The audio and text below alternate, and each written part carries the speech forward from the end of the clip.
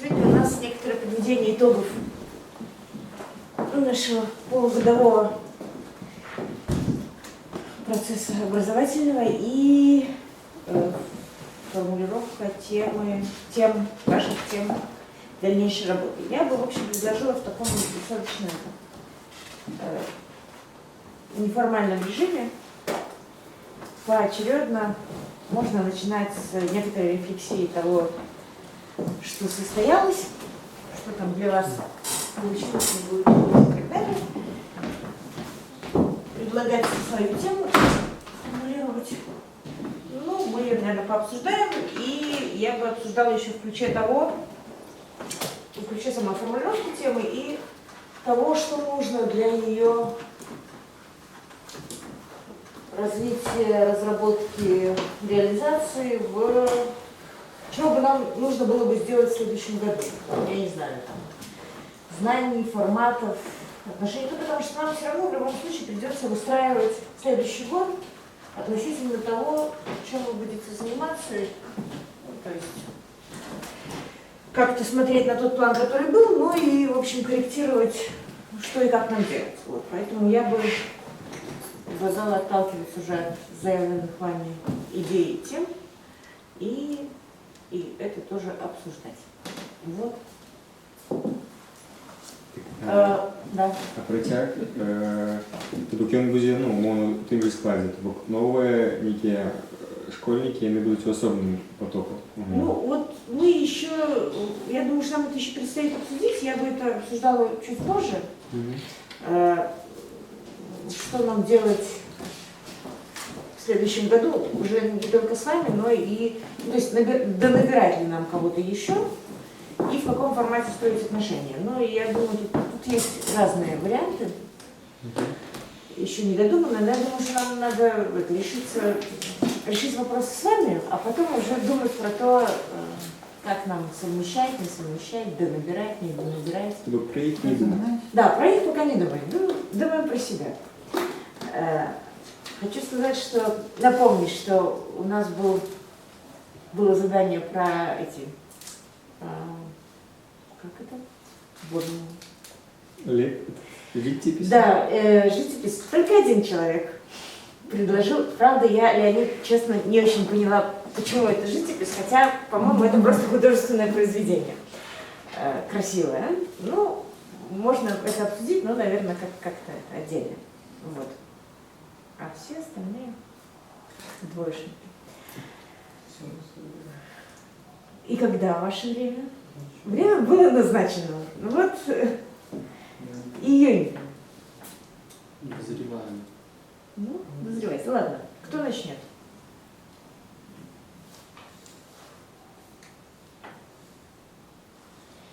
Попрошу выключить ваши телефоны.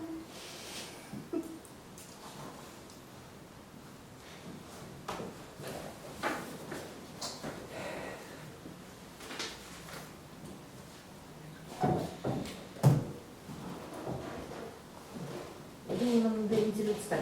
Без тем мы дальше не идем. Ну, в смысле. Что? Ну, если нет темы, то дальше смысла участия в школе нет. Да. Есть тема? Лично меня больше всего интересует проблема ошибок передачи сообщений, то есть типичные искажения, механизм того, как эти искажения и сбои в передаче сообщений происходят. Каким образом происходит нерефлексивное заражение чужими какими-то идеологическими схемами или теоретическими схемами, как бы изначально теоретическая схема превращается в идеологическую схему, поскольку она нерефлексивная.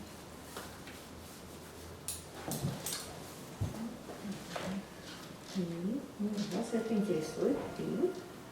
Вот с этим я и надеюсь поработать. Можно ли так формулировать или нужно что-то более конкретное?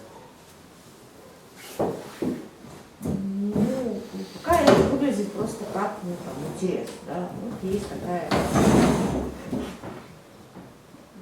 В каком виде вы хотите с этим поработать? В виде...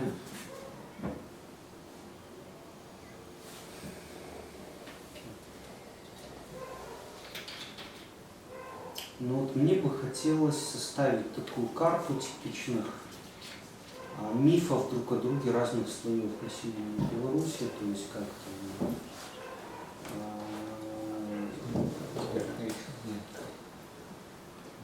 и как вот эти мифы влияют на взаимодействие. Ну так а что вы тянете? Вставляйте.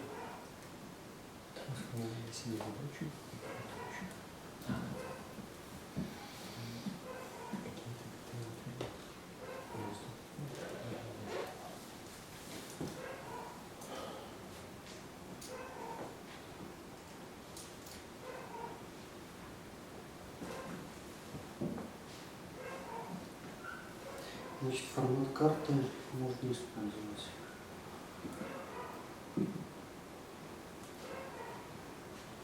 Ну, правда, не очень понятно, зачем вам школа магистра для этого.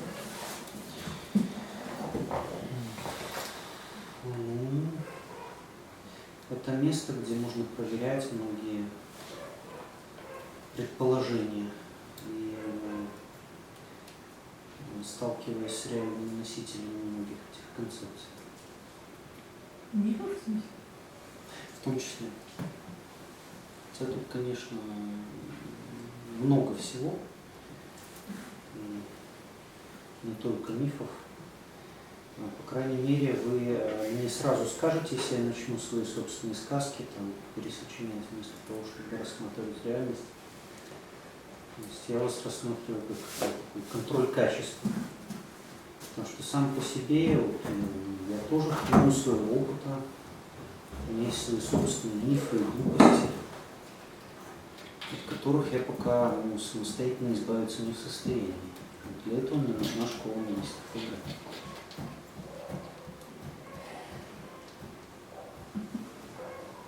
Что скажете?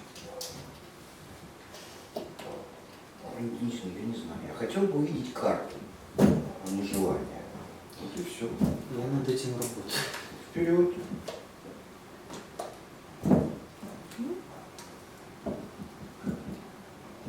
То есть прямо сейчас рассказывать, как я это понимаю? Нет. Предъявить. Чтобы пощупать можно было. Хорошо. Думаю, где-то к сентябрю-октябрю уже можно будет что-то пощупать и почитать по этому плану. Хорошо.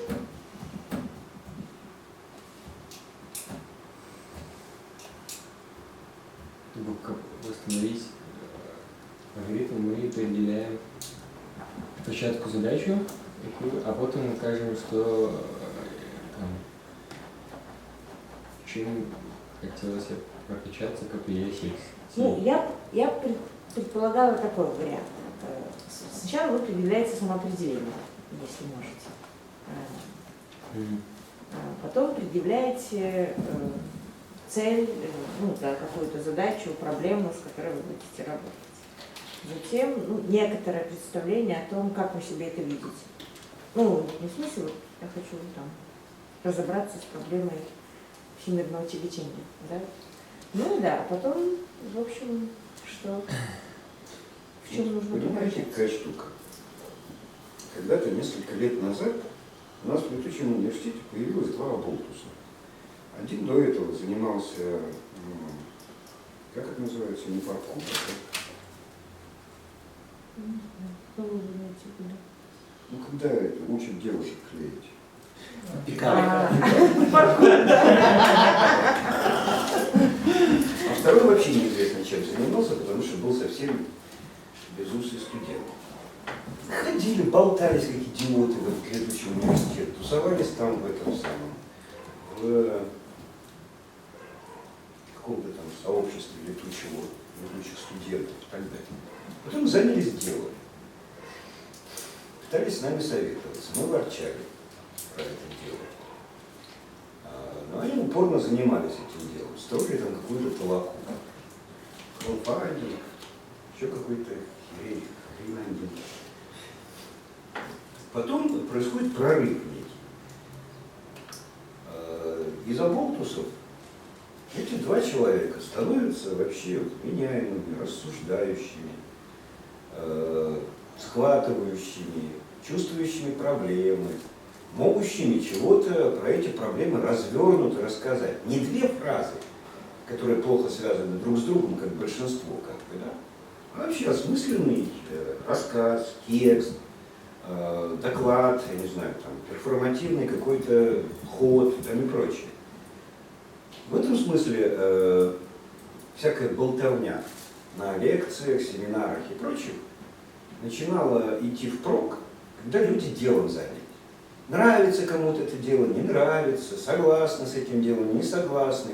Но происходит вот как бы синергетический прорыв. Поэтому после года в летучем университете все рассказывают, что я хочу, меня интересует, прочее, прочее. Это двойка твердая. И С плюсом. без плюса. И билет на вылет. Билет. Да. Год прошел. При этом, что большинство из вас, большинство, вам это не относится в одном и втором, уже не первый год с нами тусуется. Хватит дурью маяться. Предъявлять что-то надо, делать надо. Не станете делать, все, что здесь было, впустую, все бесполезно, что бы вы ни рассказывали про это. Рассказывайте там, в пользу бедных, где-нибудь на стороне. Здесь эти рассказы больше никому не нужны. Потому что мы будем с вами делать в следующем году? С вами. Мы с вами. Если у вас будет работа, будет собственная работа, карта, дебильная, недоделанная, без разницы. Да? Но будет. Это можно обсуждать, с этим можно что-то делать. А желание куда засунуть? В задницу только. Это понятно уже? Да, понятно. Мне кажется.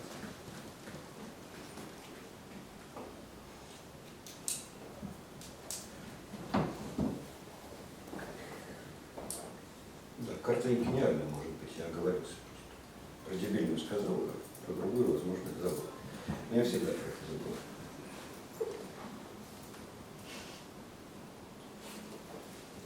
Ну, про оболтусов, ну, я мог бы почесть. Ну, але, правда, я не додумав, якби, до конца запит, то можна було, ну, что треба было бы Нет, ждать, давай, да. С Западом Потому мы можем можно- порассуждать уже дальше вместе, что можно было бы и нужно было бы для решения задач. Тобок,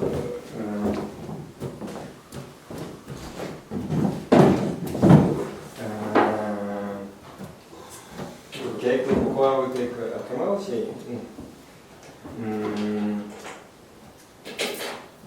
тобок я розкажу, в принципі, якби глобальне, яке бачу, ну, то, що я прямо зараз роблю, да? Розкажу гэта і потім гэта виверну у рамку і поспробую внутрь покласти задачу, якою би можна було займатися, ну, типа, в ближайший там год, ну, як зараз це школа. Ось. Ну, тобто я хутко скажу, там, коли які наведіші питання, то можна буде задавати.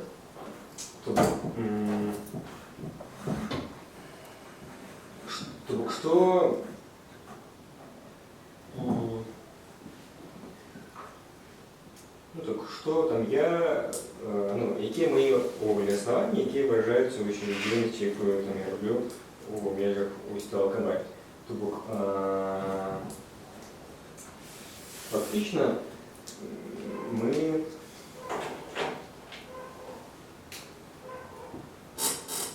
ну, наша такая задача и мета – это развитие громадянской супольности и ну, коли такими ведомыми терминами сказать, громадянской супольности, нарастание его такого ИЕ, такого изменяющего потенциала. у межах яких рамках это все? Ну, по-перше, гэта якби, ну, там, змены ў Беларусі. Тобто, хто ж, як все зараз відбувається в шмат яких сферах, не здавали, значить, ну, развитие этой громадянской так званой супольности, оно необходимо мне для зменов. Да? Другое рамка это ну, некая новая подходность. Да?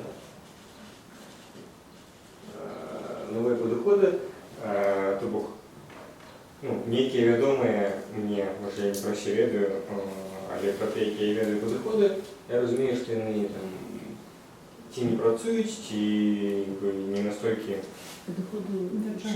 подходи до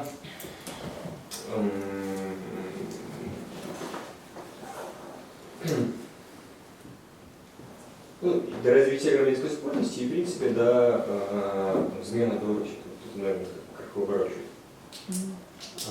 Вот. Тобто, ну, рамка такого пошуку нових подходностей, які можуть допомогти це зробити. Третья рамка это, ну, такой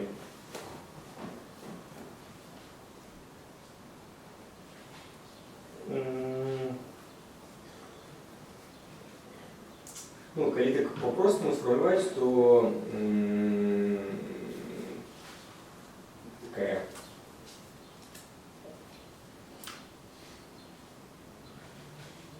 хуткость,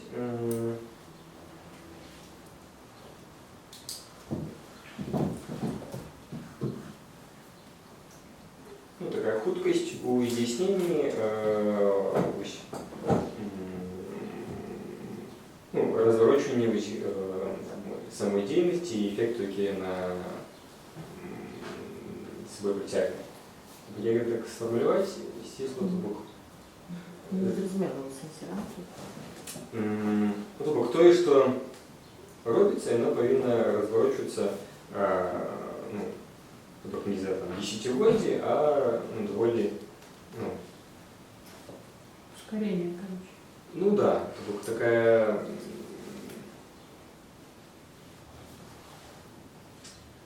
отримання ефекту у короткотерміновій перспективі. То есть это такая установка, да? Ну да, да. Только эта установка, какая, в принципе, как бы, ну, еще двигается.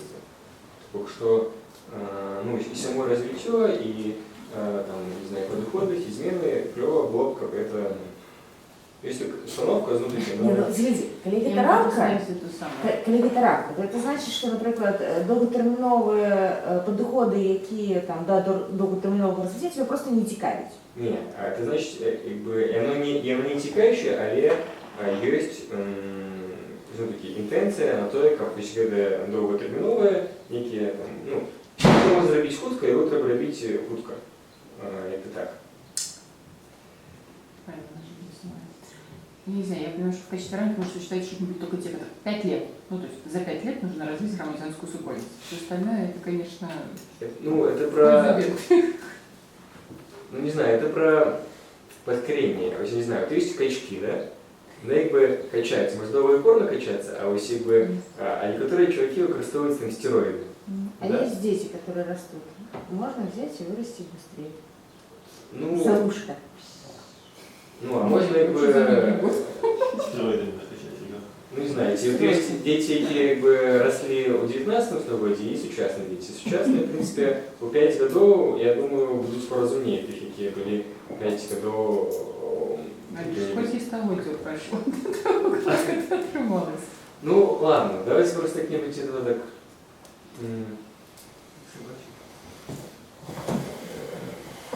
Да. Евген, вы гляди. Ви зробили табаку, так? Ти позначив в этой рамке, які не обмірковуються. І вони кладуть і визначають те, що робиться. Розвиття громадянської супольності, розвиття країни там, і так далі. Да? Нема чого там обмірковувати. Этой рамки покладені, і ми можемо тільки міркувати. Тобто сприяє табака розвиттю громадянской супольности и Беларуси, да? Ну, скажем, пришли до высновы, что сприяем. А почекайте, ви это про третю рамку коментуєте, ці ви вже Вы про за що? что так? Просто... Я увогуле про то, что там у ядре кладется, и А у те ядра его задачи развитие. виникають. Ніякі талаки, поки рішень ніде нема. Так давайте я докладу Нет, ще. так развитие. Окей. Ладно. Я якраз это саме хотел, как развитие было вынуто из ядра. Ну, чому? Человек сам определяется, как вы хотели. Ну, так, чому ви так? Покладено у рамку. Почему лучше свободно был показан рамку? Ну давайте так. Скажите, будь ласка, яка може бути позиція, чи як можна назвати позицію, яка вказує за розвиття? Прогрессор. Директор по развитию. Страны. Гражданского общества. Очень умный ответ, да. Назначьте директора по развитию, все проблемы, блин, снимутся. Не знаю, я сижу не готов. И поставить ему срок 5 лет. Да. Так, сейчас. Вот реформатор. Ну, ладно. Так это ж... Позиция.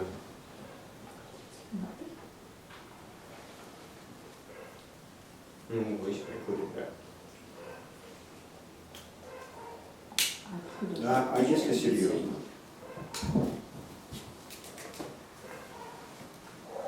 Так, ну, просто существует такое, да? Ну, тобак, это как бы, ну да, это такое самозначение звучит, тобак, но это сама штука, я к чему сказал, что это потом покладется в рамку. Еще. Ну ладно, тогда пока хорошо. Ну, зараз хоче такі набор установок. Ну, я так розумію, що якби этот, Ну да, вот на это. то, на що накеровано, це розвиття, ну, то, що я зрозуміла, розвиття. А ось з чого він сходить, чи що обмежовує, це ось, ну, просто про це поскорее, ну, мені не зрозуміло тут хоче то, у якому форматі ти про це думаєш. Ну, ось я вже запиталася. Один варіант – це мені цікавить, ну, якби, рамкой мы выделяем только то, что там, здольно дать некий эффект, хуткостный эффект. Это один вариант. И другой вариант – это хоть такая установка на то, как, ну, на поскорение. Так. Ну, на акселерацию, да, установка На на... акселерацию. Ну, она, конечно, страшная, але ну давай, коли все таке есть. За уши вытянем. Я просто... Накормим стероидами. Ну, акселерация тогда и будет.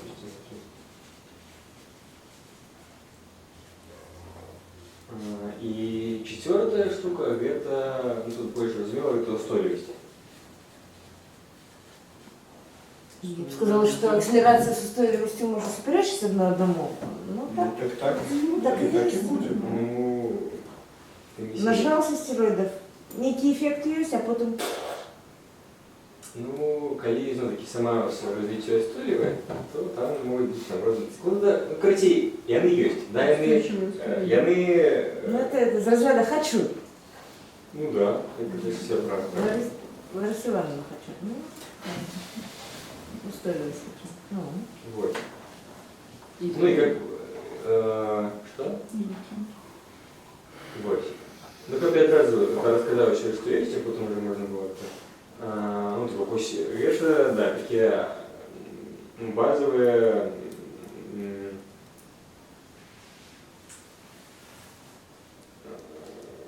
такие основания и фактично, ну,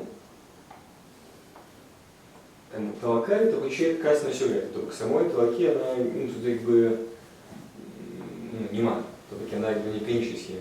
Тобто это хоче і примінити, толкають отказ того, що дозволяє, ну, все это так чи інакше делать.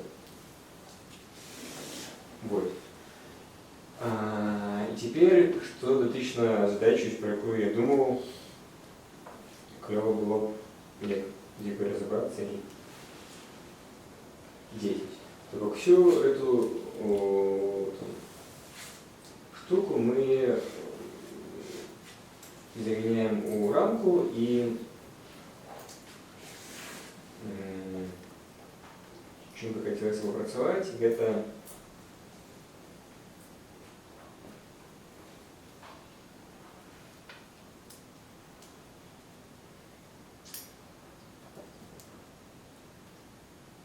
ну, я так пакуль што вельмі агульна сказаў бы ідэалагічна канцэптуальны змест дзейнасці. Что это значит, да? Тут есть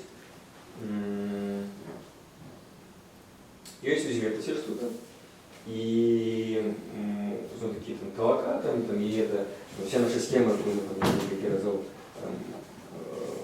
малевали, ну, такие, там, что вот Беларусь, там, раз проект, платформа, такая, команду. Эта вся схема, она хутчэй адказвае на ну, с позиции там, того, кто это задумывает, как это отбывается. Але ну, реализация этой схемы она подразумевает то, что в ней увлекаются іншие люди и начинают все-таки робить то, что как эта схема задумана. Что в принципе ну, само собой не отбывается. То бок умовно люди там не все могут разуметь, наводка не робить, наводка робить просто форму, там, чим вообще там каштовность, там, не знаю, нечто развивать, змяць і далей. Вось, толькі ёсць нейкае разуменне знешняе, там, тых, хто гэта думае, але вось концептуальный змест, який был бы такой склейкой тых, кто внутри этой схемы находится, не знаю, разные там супольности, инициативы, там, не знаю, РГА, бизнес и так далее. То есть, ну, фактично, это некий такой мини-прототип, такой зародыш модель громадянской супольности, якая потом може разрастаться. Ось чому гэта павінна працаваць і расці, гэта пытанне. Зразумела, што такімі знешнімі намаганнямі можна гэта все загоняць в эту схему, ну, умовно, адмін ресурсов. Але каб гэта все мела зноў-такі широкие масштабы акселерации, там, измены и стойкости, она повинна вовлекать довольно широкое коло людей, субъектов. Это все. Ты маешь на увазі толоку? Ну, да, то бок, я б сказав, схему, яка покладена в основу толоки, и всю дійність, яка около її розворачується. Есть толока, есть там, не знаю, часопис имена, есть там всякие непонятные сусинусы и так далее, то есть некое такое облако, такая экосистема деятельности, которая, в принципе, является увособлением из этой схемы. А эта схема, она хутчэй про,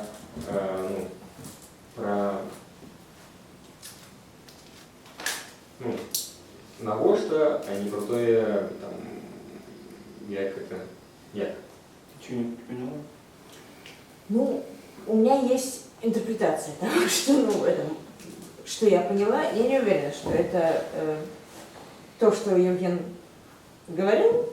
Ну, я как-то там У меня себе... есть куча соображений на этот счет, которые я могу там сказать, как бы, но я это никак не соотношу с тем, что Евген...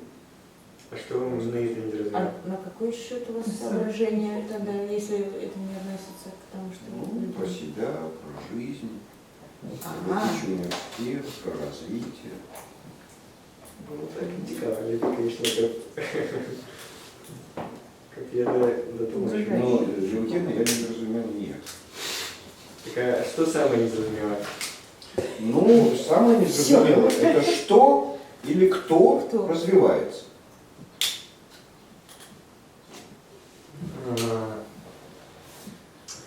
Что эти кто? Ну, ось, все-таки, еще раз. Есть концептуальная схема, якая... Нет, вот, не надо схемы. Это надо пальцем показать. Хто чи что? Назвать или пальцем показать? Так. Ёсць суб'екты, якія вовлекаюцца у То реализацию. есть не можешь. Имена показать. собственные. Что есть Имя сестра. Ну вот скажи, пожалуйста, летучий университет развивается? Ну, чуть дальше нет. А по 7-бальной системе. Просто А ты в летучем университете развиваешься? ну, аналогично. Ну да, логично. Вот смотри, какая штука. Когда мы обсуждаем развитие, да, мы обсуждаем развитие летучего университета. Ну, А развитие Клишевича нас не колышет, ну, нисколько. я Ну, это на называл. На совести самого Клишевича. И при этом Клишевич каким-то странным образом развивается. Он говорит, по крайней мере, Мубрики. аналогично. Ну и И это правильно. А если бы мы ставим задачу развить Клишевича, акселеративно. да, На найти границе педали и газовать, то ничего бы не Ну, получилось. устойчиво, да. Ну, допустим, только это ваши некие такие установки и что? Вы предлагаете сейчас по аналогии порассуждать про толоку или нет? Или вы на слове развития в самом начале Нет, остановились и теперь думаете? Меня раздражает затруднение, в котором оказывается Клишевич, когда его просто назвать, кого и что развивается. Причем назвать не концептуально, теоретически, а пальчиком показать. Ну, есть, ну, допустим, есть, не знаю, ініціативи, конкретна ініціатива, яка зараз розміщена на платформі. Да? Ось їх можна зайти, там пальцем якби назви є, люди, які за ним. То есть вы их развиваете? Ні, от є ями, да? Розні, які вже там як-то отягнуті.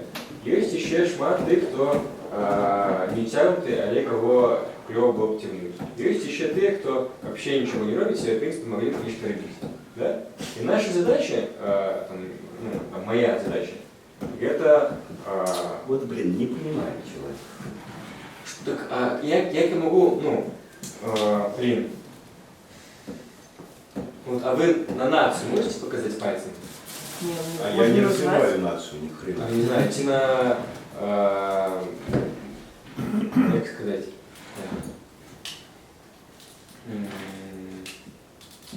систему эдукации. Ну вот назвать я Пальцем могу. можно? А я не развиваю систему эдукации. Не, ну это приклады. Я этого не делаю. Потому что не могу. Я бы хотел, и даже, мне кажется, и Водолажская постоянно меня за это ругает, мне кажется, что я даже мог бы. Но я этого не делаю, потому что умел бы, да? Но не могу. Я не в той позиции деятельности. Ладно, еще раз я попробую по-простому, еще больше редуцируя все. Вот есть бы ты инициативы, з якими ми взаємодействуємо, да? Ось. Ми розуміємо, що коли яни вистрають поміж собою сувязі, які коли вони один одного там підтримуються, об'єднуються ресурсами і так далі, то кожна конкретна ініціатива, вона має більш зміняючий потенціал. Больше можно увлекать, больше там, реализовать, но не будем пока что давать подробности, что это значит больше, как изменить и так далее. Скажем, вот тут есть некая тема, которую хочет робить, когда мы выстраиваем такую систему, что мы зараз уже робим, значит, каждая конкретная инициатива больше эффективна. Все есть инициатива, есть связь поміж ними. Ось никакого, якой уже зараз есть. Да? Слушай, вы меня не слушаете. Нет, да. Ну, что вы просите показать мне пальцем. Ну вот смотри. Правильно? Вот Так, а что? есть ты, директор, как мне правильно по развитию? Директор по развитию. Я поняла. На что направлено? Я это за шутку принял. Твоя. Вот по-эписки. У тебя есть толока. Толока как воплощение вот этого всего, что ты тут нарисовал.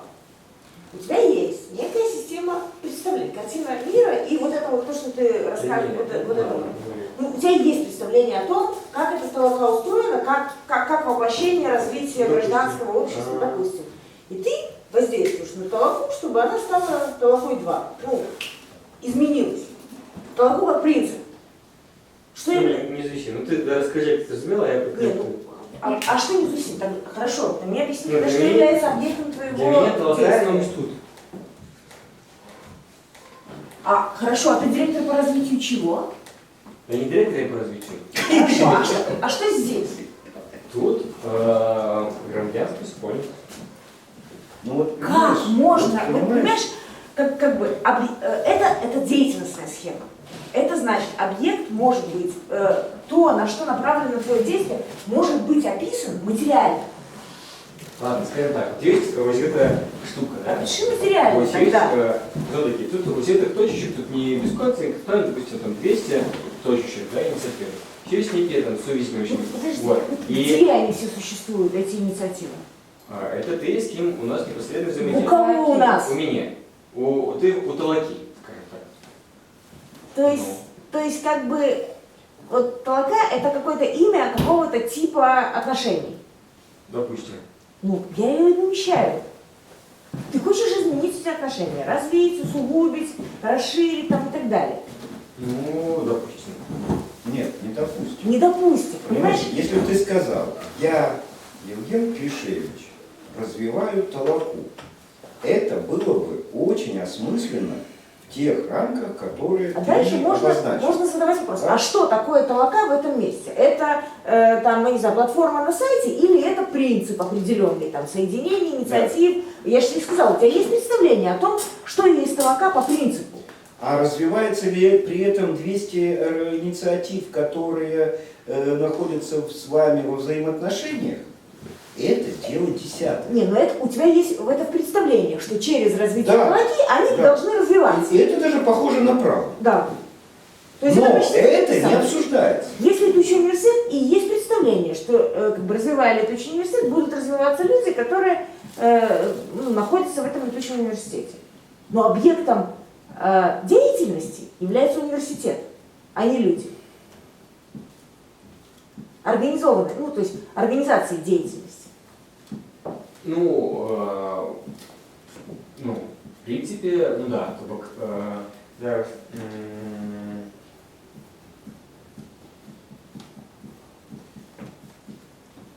ну, калі чисто якби так больш дасціпна там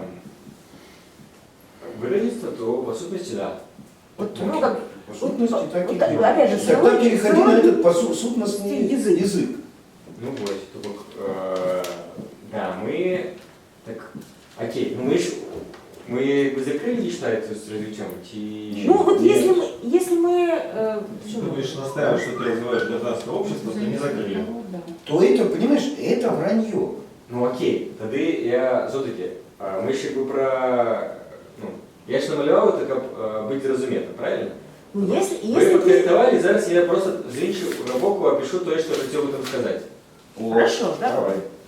Ну, вот тут есть, ладно, объект взаимодействия это, уздейник это, ну, толока. Толока.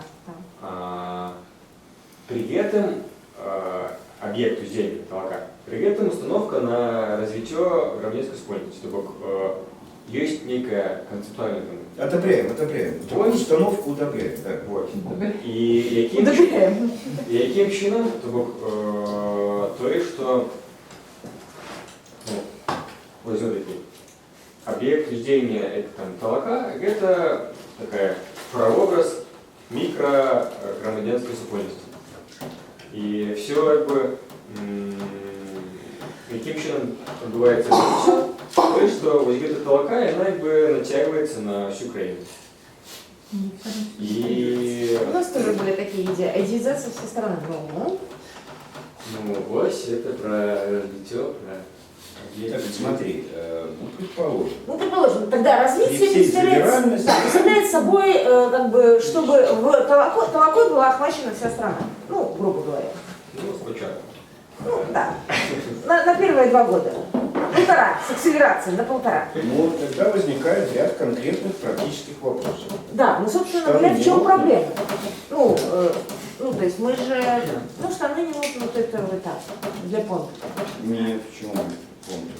Ну, если бы я, например, хотел съесть слона, да, понятно, что Ну, там, сначала догонить. кролика я осилю, там, да, догоню или там, поймаю и могу съесть. А вот слона Не надо догоню. да, сначала в холодильник Ну, да. запихать. Поэтому элементом моего развития или следующим шагом моего развития является приобретение холодильника, куда можно упаковать слона. Ну, я поэтому, как бы, вопрос состоит в том, у тебя есть такие там эти цели, то есть, вот толока 1, толока 2 там выглядит по-другому, да, там натянуто на всю страну. А в чем деятельностная и мыслительная проблема у этого вот всего безобразия? Ты же, ну, натягивай себе, что тебе мешает, пока не лопнешь. Все Да, было просто. Проблемы, да. Все было просто, да. Халиб, можно было просто взять и Но, Але,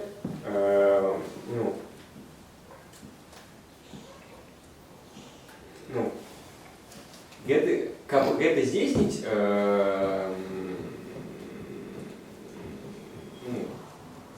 яго гэта нельга зрабіць гвалтом. Можна, але як бы это не той метод, яким ёсць магчымасць, па-першае, рабіць, і не той, які не знаю, принципова этична прямая. Тобто, з одного боку, ось, немає холодильника, а с іншого боку, как бы не очень хорошо. Как говорит мой дедушка, я хотел бы купить дом, но не имею такой возможности. Я имею возможность купить козу, но не имею такого желания. Так выпьем же за то, чтобы наши желания совпадали с нашими возможностями. Да, есть такая тема, але все-таки желания будут совпадать с магчимостями, ожиданиями с магчимостями, коли будете узлета. То есть все эти штуки, это рамки, и как это оживилось, необходные такие концептуальные, логичные некий змест, який был бы фактично таким, как утягивать в этот процесс широкие ресурсы. Да, действительно. Но у нас для развития есть концепт. Он называется «Схема шага развития». Да? И вот там, где будущее, его же можно еще для конкретики обозначить. ЗБС, ЗБР. Зона ближайшего развития. Да? Зона ближайшего развития определяется рефлексией. Когда мы восходим от абстрактного к конкретному. Если можем. Чтобы конкретно перейти от абстрактного будущего к зоне ближайшего развития, нужно иметь дело не с абстракциями и концептами, нужно иметь дело с конкретной штукой. Да? Вот мы говорим, краудфандинговые компании, это то-то, то-то, пятое, десятое. И это все вранье по отношению к конкретной толоке. Да, потому что толока имеет себя и свои обстоятельства, свои материальные наполнения там, и так далее. Вот если бы директором толоки был, например, там, я не знаю, Стив Джобс, а не Евген Плешевич, то, наверное, успехи были бы немножко другие. Или там Ли Куан Ю вместо Веденина отвечал бы.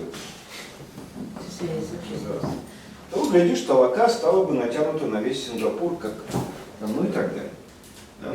Это понятно. Ну, это, вот если это понятно, то тогда, значит, в какой-то момент, для того, чтобы появлялись методологические, мыслительные задачи и проблемы, нужно просто попахать над конкретными практическими задачами. Что же попахать конкретными? Ну вот смотри, хочешь управлять развитием гражданского общества? Мы уже выяснили, только твой вопрос. Да, и я вам хочу, да? Но дальше, для того, чтобы мое желание совпало с моими возможностями, я должен дорастить себя до позиции, до места, из которого я хотя бы маленькое действие могу совершить. Хотя бы маленькое. И тогда я создаю на базе Евробеларуси национальную платформу гражданского общества, вступаю в войну с Макеем Загуменного и чуть-чуть что-то делаю в плане развития гражданского общества. Потом, когда я понимаю, все, я свои возможности исчерпал, я ухожу. Ухожу думать. Так, окей, а это я проследую и что? И то, что у тебя другого варианта нет, кроме действовать так, как я. Так, принципово это вариант, да, він в этом заключається. І що? А я зараз пробував про конкретну зону ближайшего розвиття, що конкретно мені треба для наступного кроку. Ну, ось я так розумію, що рефлексуючи стан розвиття Талаки, яка є поміркування Євгена, модель, ну, в певному сенсі там, ідеальна модель громадянської супольності. Ну, він так собі бачить розвиття громадянської супольності. Ось ви про Талаку. Это такая модель. Утягнутости людей и нейкую справу. Так ось, я так думаю, розважаючи про те, чого їм не хапає зараз у житті, вони лічать, я зрозуміла, що не хапає так написаної концепції этой громадянской супольності у вигляді Талаки, оформлений так ідеологічно, так написаний, якою б можна було запустити, розповсюдити, і це б просунуло офігітельно, всі б зрозуміли, що робити, поскакали б там на Талакуті, на інші такі ж форми. Ну, не так. Только не для життя, а для діяльності, і, я не ведаю, написано ці, як там транслюють, тобто нечто, то, що запускає ось эту хвалю. Тобто є Хвалю чого? Активности. Ось є таке місце, да, Талака як місце, як платформа, а є те, хто на її дійничають, да? Ось это там пупочки, да? И там их тут некая колькость.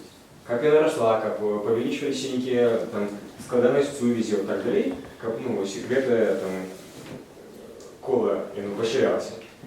Повинна быть не только внешняя стимуляция, але и некий такой, Огульна картинка у них повинна бути, яка б їх стимулювала. Я не верю, що там повинна бути огульна картинка. Ну, я чую концептуально ідеологічно, тому і розумію. Це як некую там частку картини світу і мотиваційну частку, яка буде прийнята і буде узбіжати.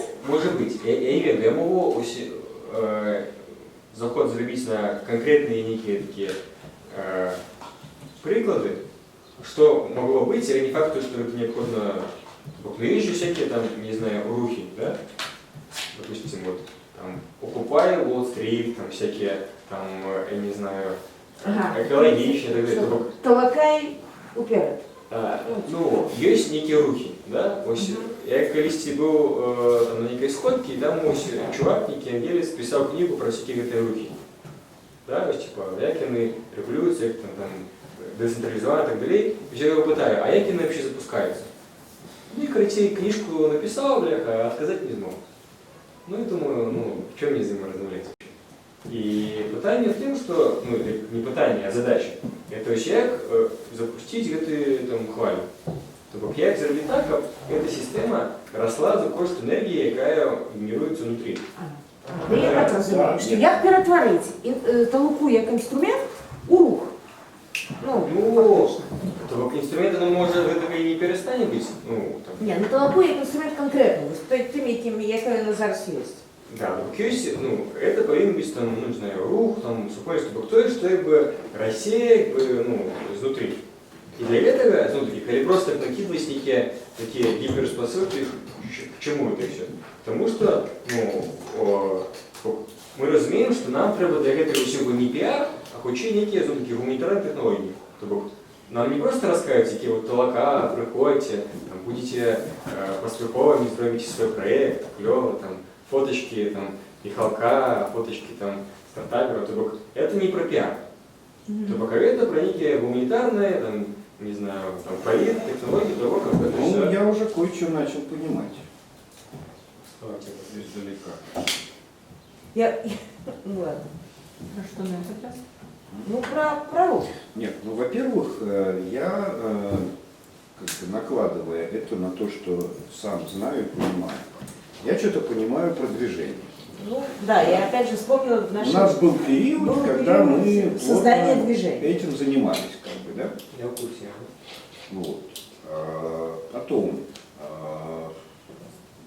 я понимаю про гуманитарные технологии. Ну, потому что при таких вещах, когда мы как бы начинаем различать, вот создание или запуск организации, а вот создание и запуск движения, да? Мы начинаем понимать нюансы и тонкости действий, которые могут внешне даже выглядеть одинаково, да? Но по существу очень разные. И тогда нам реально начинают нужны быть технологические вот эти вот штуки. Что такое технологические? Это когда мы можем этапы, там, действия связывать в некую систему, как бы, да? И эта система определяет уже не то, что мы хотим, а то, что должно, то, что требуется делать. В этом случае и так далее. Да? Потом мы можем выйти на проблемы. Когда мы понимаем, например, что для некоторых содержательных движений мы не в состоянии их запустить, можем запустить другие. И тогда наступает на очередной этап пересамоопределения или упорного долдонства в своем направлении и так далее. Да? Вот. И мы постоянно находимся в режиме смены деятельности. Занимаемся одним, потом переходим к занятиям другим, накапливаем какой-то опыт. Этот опыт, будучи описанным, например, может пригодиться кому-то другому, а мы бежим и занимаемся там другим. И тогда вам нужны гуманитарные технологии для того, чтобы понять, этап, на котором вы сейчас находитесь, и зону ближайшего развития. Потому что в двойном таком варианте, да, вот есть сегодня, вот завтра. Надо поставить задачу на завтра, что нам делать. Это сделать невозможно, если ты не знаешь, а что будет послезавтра, а какие могут быть варианты завтра, там, из которых выбирать. Не тільки зрозуміти, що де ми зараз і куди йти, а я і зробити цей крок. Ну да.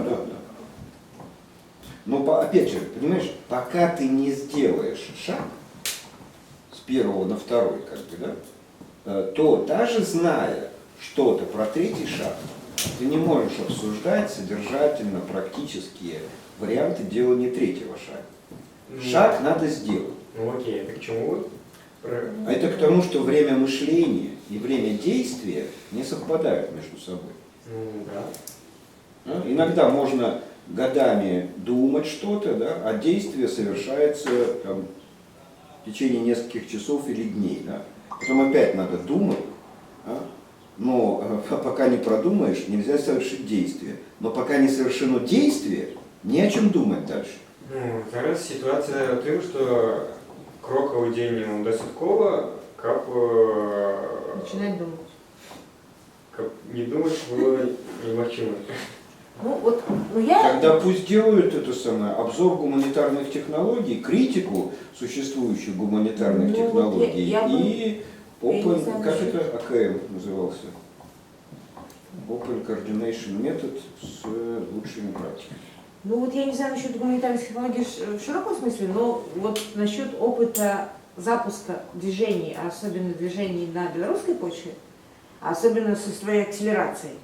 Ну, если вообще посмотреть на те движухи, движения, которые пытались технологически более или менее запускаться, ну, в последние годы, они очень акселерированные.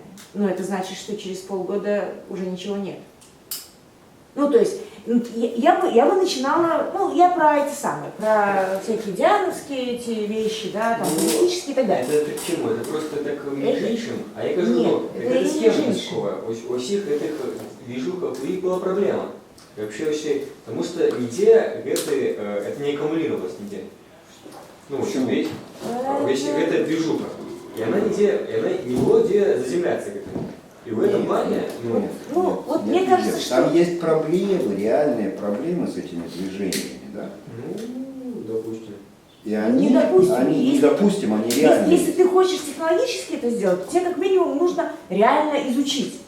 Да, допустим. Ну да, допустим. Это я уже про шаги, да, про то, что тебе ну, как бы нужно разобраться в технологиях и там, естественной части, тех определенного типа движений, такие, которые тебе нужны, ну, типологически, да. Во-первых, разобраться методологически who is движение. Да. Да? Ну, то есть концептуально-методологически, что есть движение и чем оно отличается от, например, других видов организованности. От компании, от Я организации. ж якби отут, я ж коли почав кожні пару хвилин казати, я лучше и тыкал пальцем. Просто как бы залить все время. Ну, по великому рахунку можно сказать, а я не уверен, что ну, необходимо запускать именно руку. Может, треба запускать нечто інше. X, про что Нет, я так вот, смотри, а как ты можешь увериться? Определиться? Как ты можешь увериться, если ты не опишешь, опять же, не составишь карту, например, существующих в Беларуси движений, их Нет, судьбы? Он говорит, может быть, это мне не нужно не движение. Нет, Ну, так, так, блин, а как ты, решите? да, как ты это решишь? Ну, то это я так появился поставить, я как бы решать. Ну, я тебе говорю, сначала тогда, вот как бы не прекращая практической деятельности Талаки, которая на сегодняшнем этапе не имеет методологических проблем никаких и концептуальных. Там чисто деятельностные проблемы. И их надо решать иначе. То есть там время действовать, а не размышлять. Это раз. Во-вторых, если как бы стоит задача на базе Талаки развернуть движение, да, Ну, или запустить нечто там, и так далее, другое, которое будет иметь там, ну, иные эффекты, чем может иметь нынешняя толока. значит, тебе надо взять эту тему и либо самому разрабатывать, либо, если ты большой капиталист и хозяин в Талаке, поручить кому-то в Талаке дать тебе обзор движений, критику, проблемы, опасности и так далее. Я десь розуміння, допустим, коли мені треба не рух, то при обзоре руху можно натолкнуться на то, что все-таки треба не рух. Слушай, ну ты потом только это сможешь решить. Это, ну, А из головы, из потолка ты понятно. этого не возьмешь. Ну, это, вы понимаете, что если необходимо робить ставку, и это все-таки разбираться именно за это. Не, ну подожди, вот как бы это ты сказал. Про движение это сказал Это ты. приклад. Ну, мне Ну, просто вот больше смотри. інших маленьких. Ну правильно, но если у тебя инших нема, то займись этим. А если у тебя... Не, ну, я не могу тебе ничего сказать, пока я не пойму, а что ты хочешь сделать из этого. Потому что пока, ну как бы, твои рассуждения, ну мало понятно. Ну то есть тогда с этим нужно разбираться. Движение или что-то другое, например. Но это тоже не будет никогда тебе гарантией. Ну, в смысле, ты можешь попытаться содержательно описать, там, как ты себе видишь это будущее, да, и дальше можно попытаться обсудить, какая технология, движенческая или еще какая-то может на это пойти, но это все равно вариант, ну, как бы параллельного описания, ну, вот, исследования, да? Не дарма, як би описував, що вещи, типу, ну, такі прототипи, які повинні расти, розсягнути, щоб привести до архітектури. Ну, расти можно через разные вещи. Можно почковаться. Подождите, расти. Причем тут расти? Он толоку развиваться? хочет натянуть. А? Вы помните начало? Толоку натянуть на всю страну. И, ну, как бы, как вариант он говорит, может быть, это с помощью движения можно натянуть на всю страну. Слушай, я вот зачем про козу рассказываю? Хотеть не вредно. Надо, чтобы наши желания совпадали с нашими возможностями. Сейчас у него нет такой возможности натянуть. Да, так, я не кажу, что мне треба завтра уже натянуть, Ну. це послезавтра. Ну так поэтому успокойся и не натягивай. Точно натягивает. Да. Я буду натягивать. Что мне... Потом. Когда потом? Потому что сегодня ты этого делать не можешь. Зачем делать то, чего ты не можешь Так сделать? коли я хочу это робить, значит я разбираюсь. Я же всю эту штуку как натянуть зробив. Ну, так, а ты не разбираешься ни хрена. Я. Потому что разбираться можно, только самоопределившись. Так натягивание, это як раз таки самозначення. Мені треба натягнути, і що мені для цього треба? У чим мені розбиратися треба, щоб моя коза була дома. они, тебя не разумеют. Вот представь себе, что некий человек решил заняться бизнесом и печь пирожки. Да? Представляешь себе, что такое печь пирожок? Уявляю, да. Да? Это ж, надо изучить химию. Понимаешь, там же такие процессы охренительно важные химические, Внутри да? пирожка. Органическая химия там и так далее. Да? И вот пока ты будешь с этим разбираться, фиг пирожков будет у тебя на выходе. Поэтому либо ты печешь пирожки, и тогда напек пирожков, получил прибавочную стоимость, нанял себе пекаря. И тогда сиди и разбирайся с молекулярной кулинарией. Вот мне здається, тут есть момент непорозуміння, який вельми важливий, тим, що ви лічите ось той, що я зараз озвучую, молекулярной химией. А я кажу, что то, что вычу, это как раз таки, як там этот пирожок скрутить и в печку засунуть. Тобто это не просто, что там, ось клево было бы разобраться, как это все устроено. Тобто это конкретная задача, это фактично рабочая задача. И это как раз таки, эта задача, не то, что есть деятельность толоки, а потом є особенно, то есть концептуально, как потом туди може импортироваться. И это рабочая задача. У межах ось разворачивания платформы. А не то, что платформа особенно разворачивается, концептуальная операция особенно, и потом она туда импортируется. Вот смотри, платформа и всякая организационная работа в толоке сейчас осуществляется в режиме функционирования. Вот функционируйте, не пудрите нам мозги. Так он функционирует. А те задачи, которые ты сейчас обсуждаешь, к этому отношения не имеют. Так есть функционирование, да? Отлично. Вот, пусть она в толока функционирует. По ходу своего функционирования возникают проблемы. И фактично они выносятся сюда материал для разбирания. Подожди, это вот, это разные вещи. Да? Если у тебя по ходу функционирования, в функционировании возникают того, что уже есть, возникают проблемы, то это одни проблемы. А если ты хочешь из нормально функционирующих, более или менее нормально функционирующих толоки сделать что-то другое, то это не проблема Нет, функционирования. он не понимает простейших вещей в этой жизни. Например, там, Гегеля, диалектику, семиотику, там, и так далее. Потому что Евген Клишевич – это человек с двумя ушами, с двумя руками, там, двумя глазами, одним носом и так далее. И то, что есть Евген Клишевич, это не есть толока.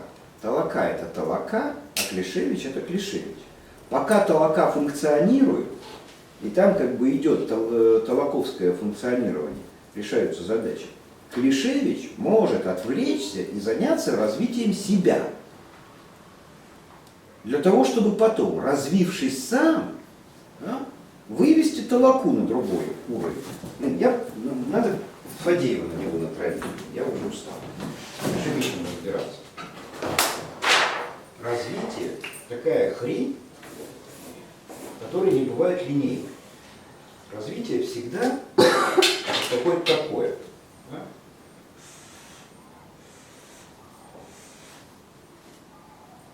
И там существуют разрывы.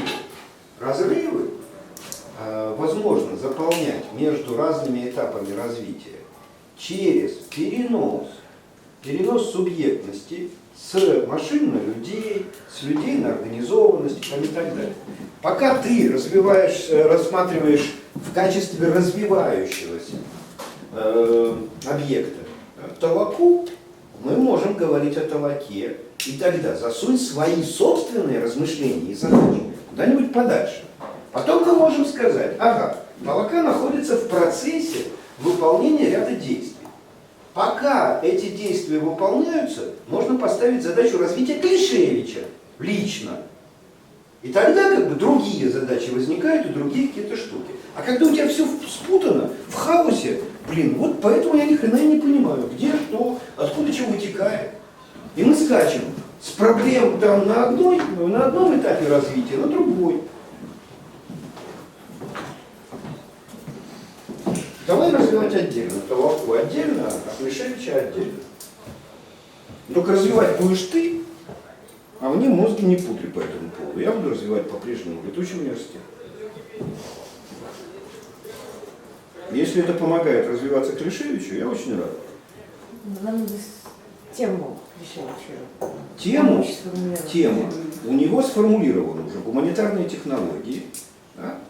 Ну и нет, рухи в данном случае как задачная целевая рамка. Разобраться надо с гуманитарными технологиями или с какими-то вот этими техническими представлениями о развитии. Да? То есть развитие как в онтологическом смысле это одно дело, а когда мы переводим в операциональный план развития, оно приобретает несколько другие черты. И я бы просто натравил на них Павла Фадеева, и пусть он им драматургию эту, всю поставит, и двойную теорему Котельникова докажет. Як чим Фадеєв може бути корисним? Мозги поставить немножко на место. Як запрос формулювати? Як запрос формулювати? Я подумаю, и вот мы с тобой начинали вдвоем разговаривать, как бы, да? К этому, я позову Павла тогда к одному из разговоров, да, потому что это надо притираться. А задача состоит в том, что как бы, тебе нужно нарисовать вот другую траекторию развития. Да? Ну вот как я рисую там, что развитие оно дискретно. Дискретно это не значит, что вот перерыв там на день или там на выходные взял в развитии. Да? Оно на разных уровнях лежит, осуществляется там и так далее. И вот эту вот связку как бы нужно простроить. А Фадеев як хто у этой эфире, яка не роли?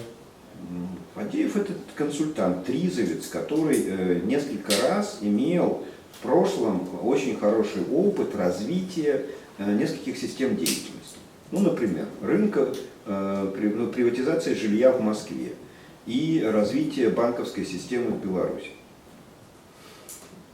У него свой стиль, там, некая идея драматургии. Ну, это надо привыкнуть, конечно, к Фадееву, но... Это больше, чем Трис, я так сказал. Я вспомнил. Да, это уже дальнейшее развитие Триза.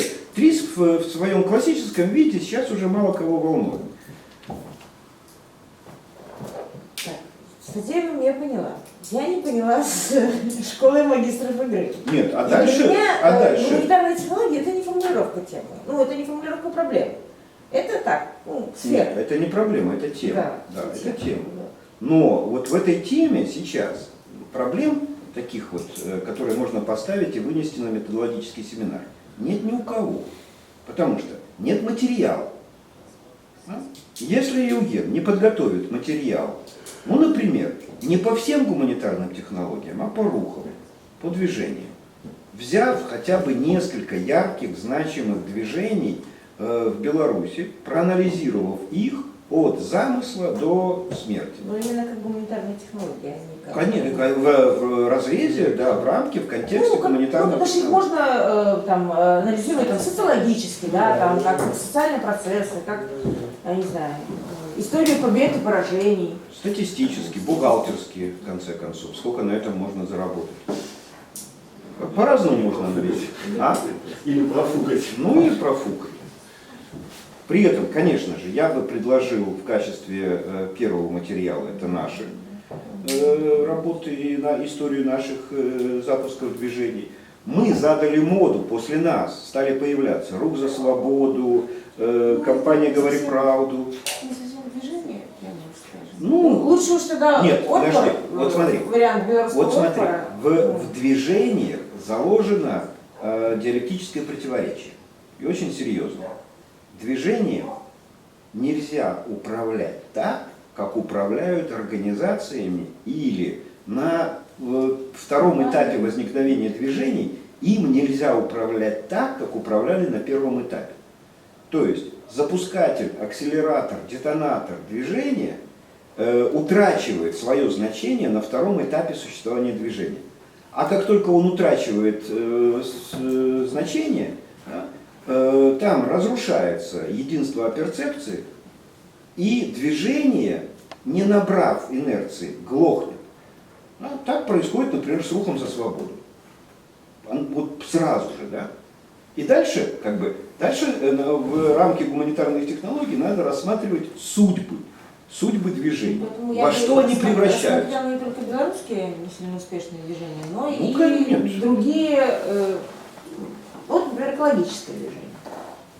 ну, фактически, вот, экологическое движение... в Это СМИ- лучший, вообще лучший образец. Это Но лучший может- образец, да, то это есть тема то, что на всю в жизнь. принципе не заглохло. Нет, ну хотя бы ну, там, каким-то образом пытаться описать, да, разные этапы, например.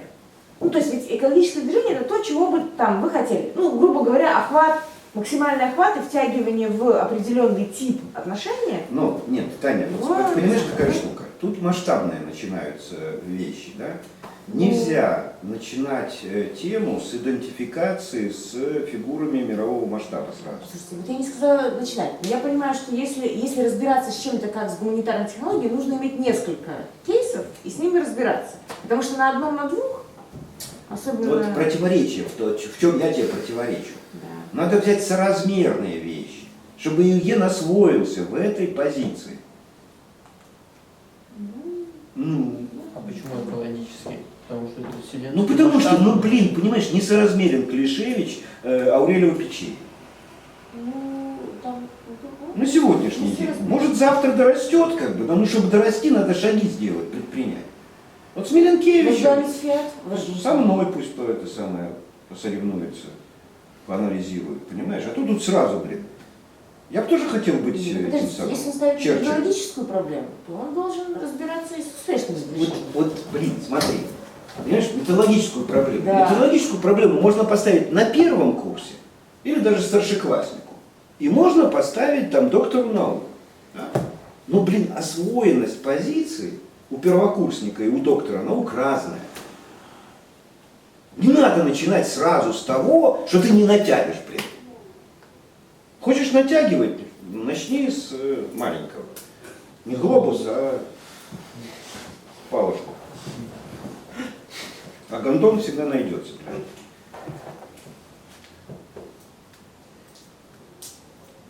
Ну, я поняла, что в плане развития Клишевича первым пунктом у нас стоит Фадеев. Это я уже к последнему вопросу. Ну, это если они еще найдут, потому что Фадеев тот еще фрукт, блин. Нет, ну, Клишевич, я- правда, тоже. Ну, это я про то, что нам нужно было бы в следующем году либо организовать, чтобы иметь для... нет, если он не принесет исследования движений белорусских с отсылками к правозащитному, экологическому в мире Хайсель. Ну, движение. Я бы вообще предложил рассматривать христианское движение, начиная с апостольских времен. Вот я считаю это соразмерно.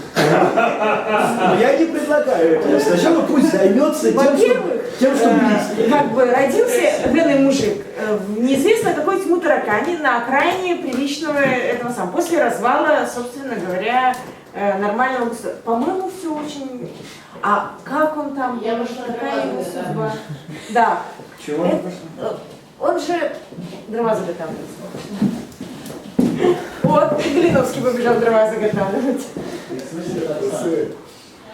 По-моему, Андрей. Ну, ладно.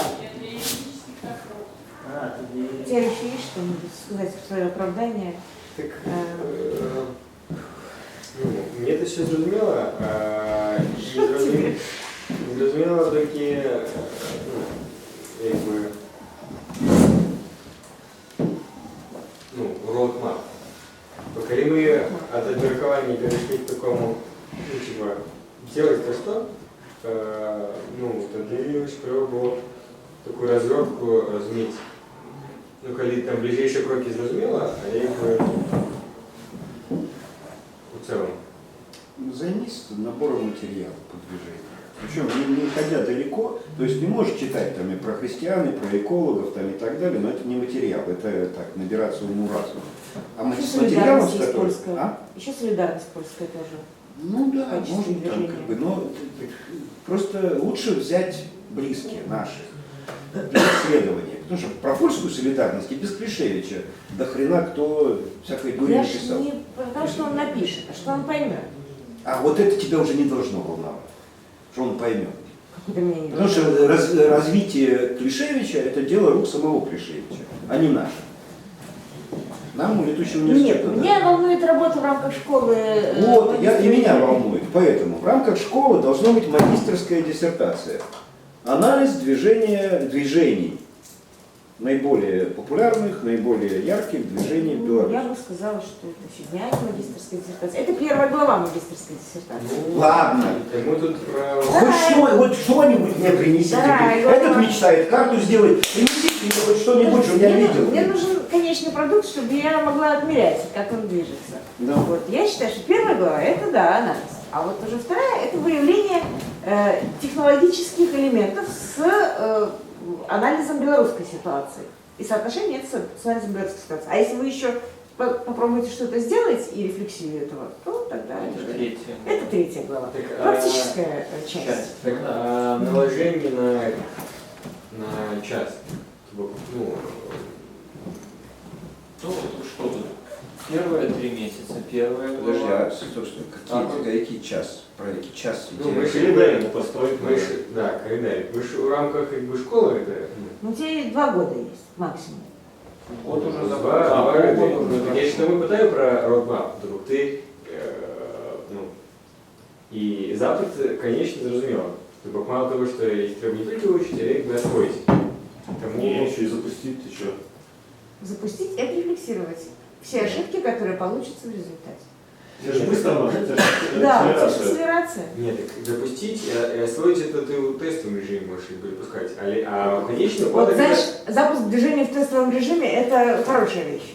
ну ладно, В этой комнате у что? конечному пункте, ну, ты повинен освоить и там, ті протягнуть запущене, ті запустити, то, що буде працювати. Ну, умовно. Вот, І тому треба взяти там не 2 роки, ті з великою акселерацією, вот, допустим, розбити на некие кроки, как, ну, не знаю, анализ, вот, не знаю, там, систематизация, я думаю, что мы систематизация. можем это уже в индивидуальном режиме обсудить и разбить, но как бы, ну, чтобы сейчас… Так, ну окей. Ну. Тоді можу сказати, що ну, типу, над чим працювати зрозуміло. Тоді ну, к питанню розвиття літучого, а що повинно відбуватися у літучому, щоб це ну, допомагало ось це не робити. Ну, и что повинно отбываться в летучем, когда это помогало тебе робить? Вот это то, что нам треба обміркувати. Ну там же ж, Ну, какие у тебя есть идеи на это?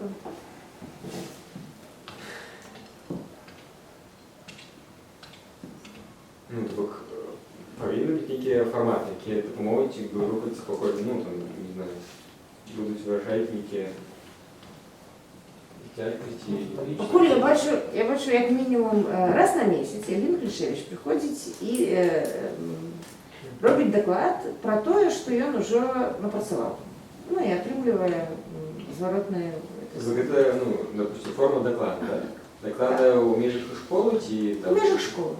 Ну, наприклад. Ну, В межах педагогічної супольності. Щоб уже… ну, допустим, доклад. Что еще? Крытый доклад. Нет, так это все в рамках, это all-inclusive. Ну, я запитувався, що тебе треба.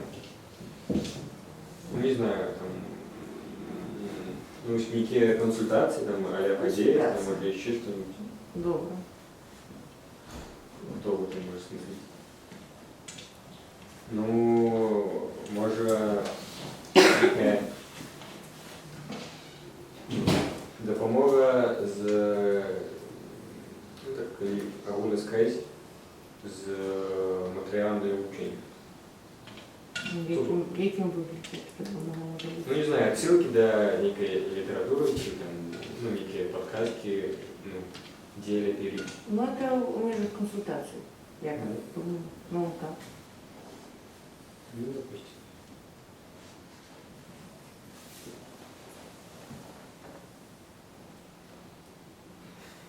Все? Уже не езжу. Дружеское похлопывание по плечу. Да нет, я не снимаю. Ну все, давай не за мной, когда за хвост. Ну ладно.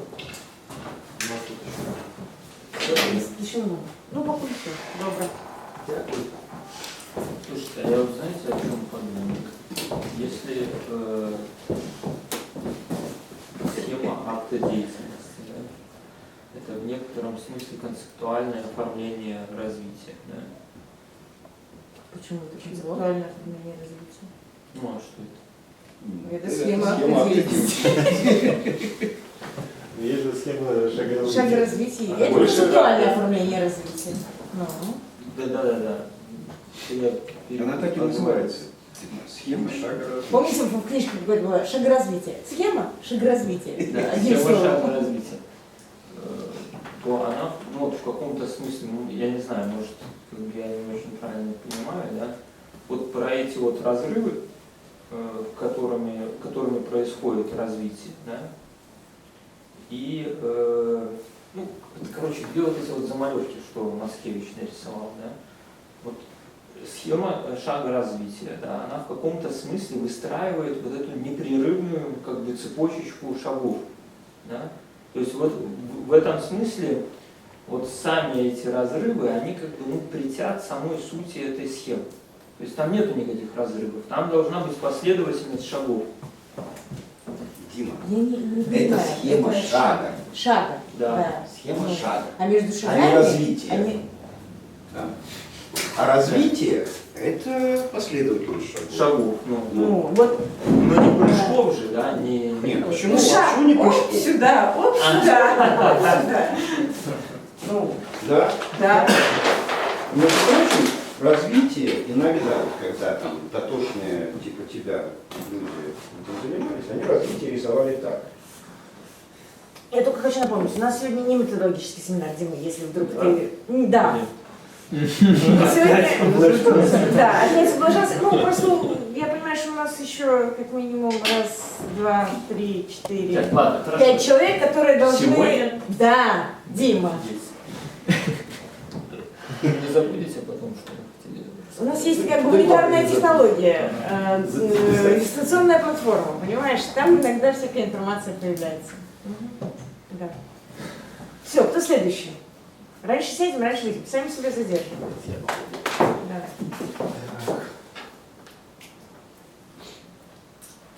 Значит, вначале что-то вроде самоопределения.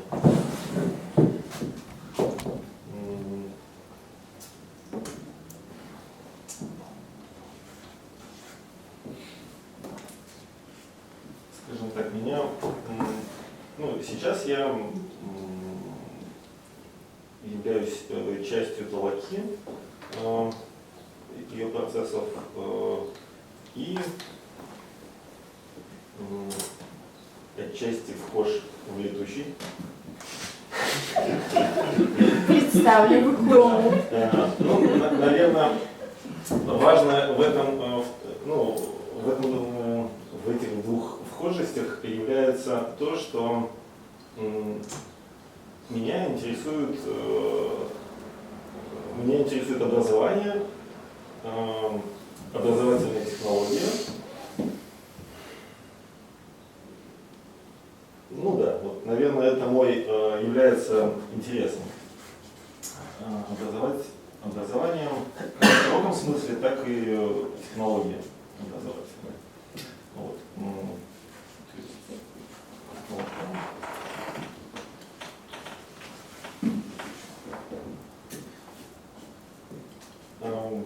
Я к этому долго шел, я не буду останавливаться на этом. И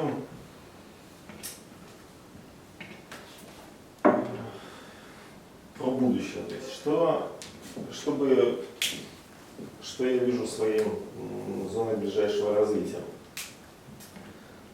Это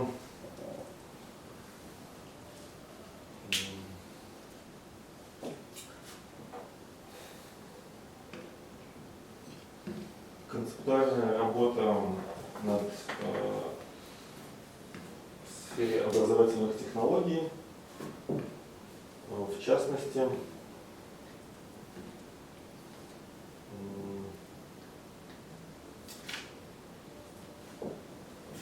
наверное, можно выразить так, как содержание образования некого нового типа.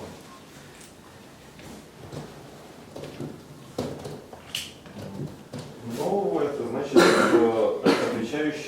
отвечающего вызовам современности. Тут у меня, кстати, еще был такой маленький эпизод. Это преподавание по часам в ГГУ. По часовым. То есть я так немножко соприкоснулся с формальной системой образования. Вот. То есть, с одной стороны, вот в концептуальном плане это вот выработка некого нового содержания образования. А с другой стороны, это некая практика этого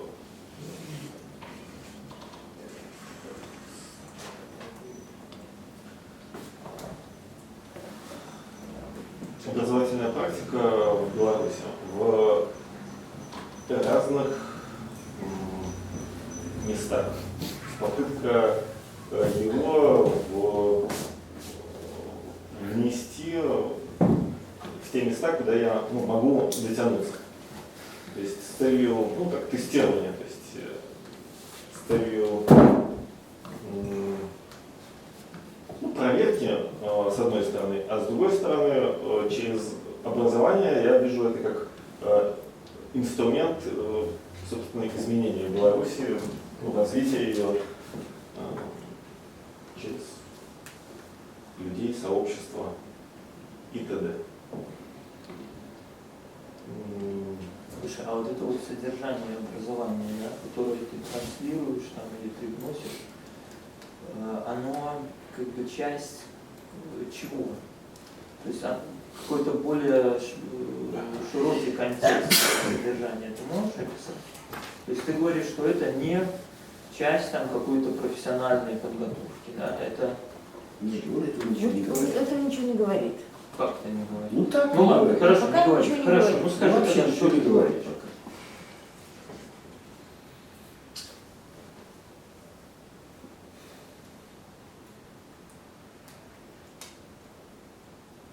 Я могу сказать, что мне непонятно.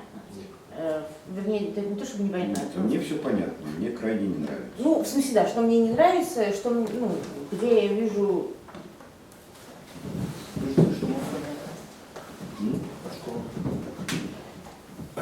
Понятен академический, дуболомный, обычный белорусский режим. Академический думаломный, нифига себе, где тут академизм? Ну, то приходит чувак и говорит, я хочу, это самое изучать, черные дыры. Ну, садись, изучай. А я хочу поступить на математику. Почему? Ну, потому что мне в школе всегда нравилась математика. Я хочу заняться содержанием образования. Почему? Да потому что я вот в БГУ преподавал, в ЛУ поучился, в Талаке собираюсь чему-то кого-то учить. Да я уже учу, и до этого учил. Я говорю, я долго к этому шел. То есть я практиковал. Я помню твой доклад на этом самом семинаре про твой путь, да. Но это предыстория, она понятна. Да, мы все заложники своей предыстории. Ты к этому пришел, но ты не самоопределился.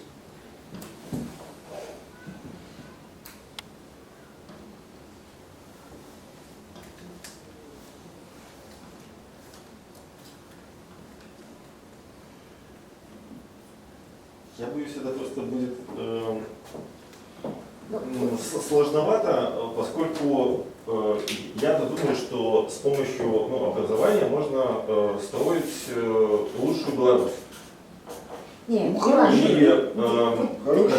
ты добавляешь не в том идея. месте. Вот смотри, чего я понимаю, ты там говоришь, надо там концептуально разработать там новое содержание образования для образования нового типа. Но содержание образования или фактор содержания образования имеет смысл, и я так думаю, про это Дима спрашивал, у него место в системе образования, не в деятельности учителя, да, и даже не в деятельности университета конкретного, да, а в системе образования. И тогда, если ты собираешься работать с содержанием образования в том смысле, что разрабатывать и внедрять, то дальше вопрос такой же, как и у Ева, а из какой позиции? Потому что если ты возьмешься серьезно заниматься разработкой содержания образования, то это, знаешь как, разработать новую систему экономики, и я в банке операционалист, я попробую немножечко там что-нибудь поэкономить по этой новой системе. Ну, то есть это несоразмерные вещи. Да? Ты не можешь, ну, как бы построить даже образование в толоке на новом принципе содержания образования. Ну, на новом, ну, то есть... Я согласен. То есть, И в этом смысле тогда вот это, как бы, твое, это практика, ну, то есть место непонятно. Какого, ну, кроме интереса. Мне места нет. Какого фига ты будешь Места нет, этим- как бы системы, в рамках которой я могу ее развернуть, сейчас нет. Почему? Новое Да, содержание покажите мне образования. пальцем. Ой, блин, я устал показывать пальцы. Летучий университет, так он еще не доделанный, как бы, ну, где тут развернуться? Тут только и развернуться. Чтобы Я делать. тебя просто для указания пальцем спрошу. Иван, кто лучший в стране и окрестностях специалист в области содержания образования? Ну, да. Отлично. Это признано в Москве, так далее. И в летучем университете. Но я этим сейчас вот как бы не занимаюсь. То есть если в Москве там бывший замминистра образования, сейчас директор Института образовательной политики считает мой концепт образования, ну или словарную статью энциклопедическую, да, называя ее хрестоматией, лучше по этому поводу. Это определенное как бы признание того, что да, таки да. Но дальше я не мог работать с этой темой, ну, если бы я хотел, там, не знаю, диссертацию защитить, там, это самое. Не, диссертацию, я думаю, мы могли бы. Конечно, конечно. В этом направлении я мог бы двигаться. Но все, что я сказал про образование, да, наполнив его содержанием определенным образом, я на том месте остановился. Дальше мне нужна была практическая ситуация. Практика. Летучий университет создан как эта практика. Да? И все те приставания, посылание в задницу тебя, например, там, критика вас оболтусами, запрет вам как бы не категорический, но такой ворчливый, создавать летучего студента там, и так далее. Это все вытекало из представления о содержании образования, которое мы культивируем в летучем университете. В том числе переход к школам магистров игры там, и так далее. Да? Здесь выращивается, культивируется новое содержание образования. Но чтобы это понять, надо почти как это самое, говорилось про коммунистов. Да? Чтобы стать коммунистом, надо освоить весь багаж знаний, накопленных человечеством. Так вот, чтобы понять, то, что делается, не про что болтается, а то, что делается. Причем делается теми подручными средствами, пинками, посыланием в задницу, там, разговорами длинными и так далее. Делается новое содержание образования. Его вообще-то надо описать. И другого столкновения, да, соприкосновения с новым содержанием образования ты, ну, в Беларуси, по крайней мере, я уже не знаю про ближайшие окрестности, я могу что-то не знать. Что там делается в Киеве, что делается в Москве. Некоторые вещи выпадают из моего поля зрения. Но в Беларуси точно соприкосновение с новым содержанием образования ты нигде не найдешь. Здесь ты имеешь эту возможность. Что тебе, блин, мешает? Я правда сказал, что мне что-то мешает. Ну, это как бы условия, с которых я стартую, это то, что я учитываю в своей задаче заниматься этим. Ну, как бы мне дан летучий университет, то есть я в него вхожу, ну, то есть могу, вот, как, если это вы уже говорите, как одна из задач, которую мне стоит сделать, там, описать, окей, ну, этим же не исчерпывается, не исчерпывается. То есть я пока попытался указать, как бы, ну, свою интенцию, то есть, может быть, она, ну, так, плохо выражена, но вот пока такая есть. Ну, тогда смотри. Фокус состоит в самоопределении. В чем, да? Вот есть, ну я так, на жертвовливых и обидных примерах, да. Предупреждает. Да. Это прогресс. Вот есть некий человек с человеческой деятельностью, да? Представь себе, что обезьяна Как эту клетку нарисовать? Кость.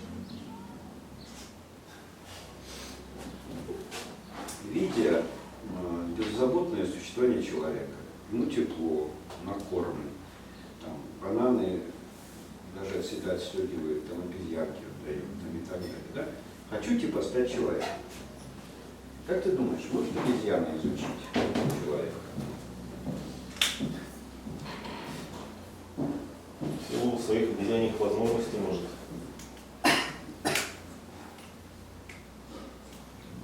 Ну, В той мере, в которой она может изучить. Тут вопрос как Собака бы может решить, сложности хозяин. устройства, да? Информационного устройства и сложности организации. Не, ну Иван же не сказал, что картина будет адекватная. да, У обезьяне обезьяны нет, возникнет. возможно, По обезьяне. По обезьяне она сможет изучить, она будет знать, что это Что чудо делает ходит человек, туда. да. Да. Как можно- Банан у него появляется периодически. Ну, стоит, да. стоит мне захотеть, как бы, да? Да, и у него сразу банан. Да, Да. и нажать на рычажок, чтобы лампочка загорелась. Видишь, условный рефлекс. Они сразу прибегают и дают нам банан, да? Да. Ну, это я к чему? Что вот если есть летучий университет, да, то сам человек, который здесь находится, не может изучить себя. Для того, чтобы изучить, нужна рефлексивная позиция. Обезьяна в рефлексивной позиции по отношению к человеку находится. Но изучить только она его не может. В силу неравности сложностей, да, организации. Поэтому в рефлексивную позицию надо встать. И вот если летучий университет, и тебе говорят, при этом ты не обязан этому верить, да, что здесь выращивается новое содержание образования. Чтобы ответить на вопрос, это так или не так, тебе нельзя находиться тут. Тебе надо выйти в рефлексивную позицию по отношению к летучему университету. Но выйти в рефлексивную позицию, то есть пронаблюдать сверху, извне летучий университет, недостаточно, потому что и обезьяна находится в этой позиции. И действительно рефлексивный, но подготовленный человек. То есть у тебя есть сейчас деятельностно все необходимое. Я так говорю, да? Но у тебя, я думаю, ну, только наполовину, а может и меньше, заполнена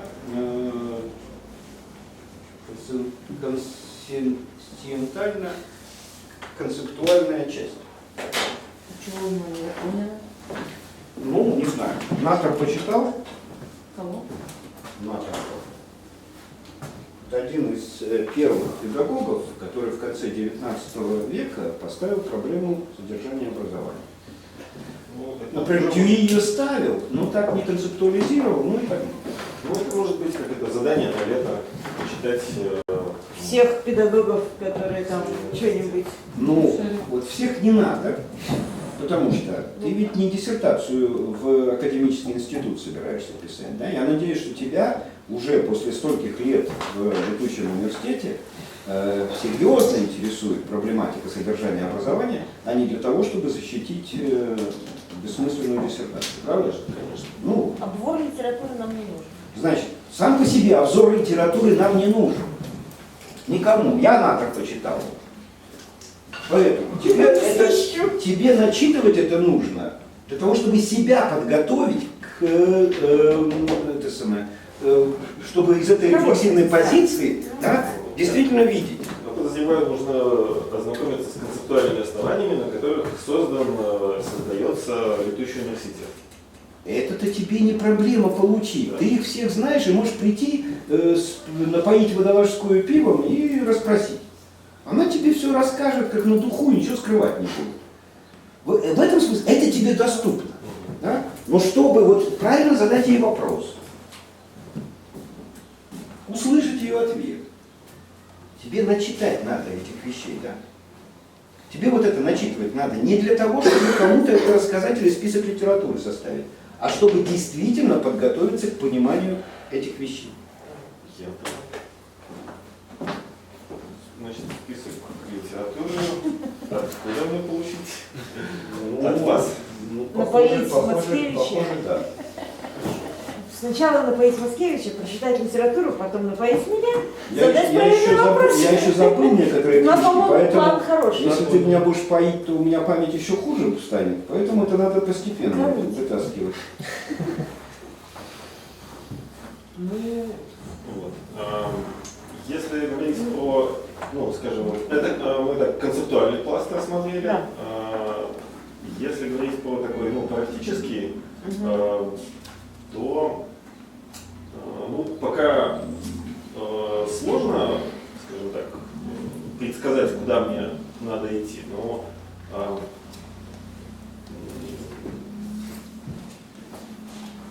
ну, по сути, я собираюсь исследовать те места, где хоть какая-то есть, ну, скажем так, разворачивается либо мысль там, по поводу образования, либо ну, как бы попытка ну, эксперимента.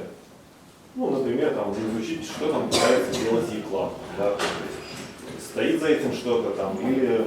нет эксперимента, но ты можешь изучить ну, как, подход, да, liberal arts. Ну,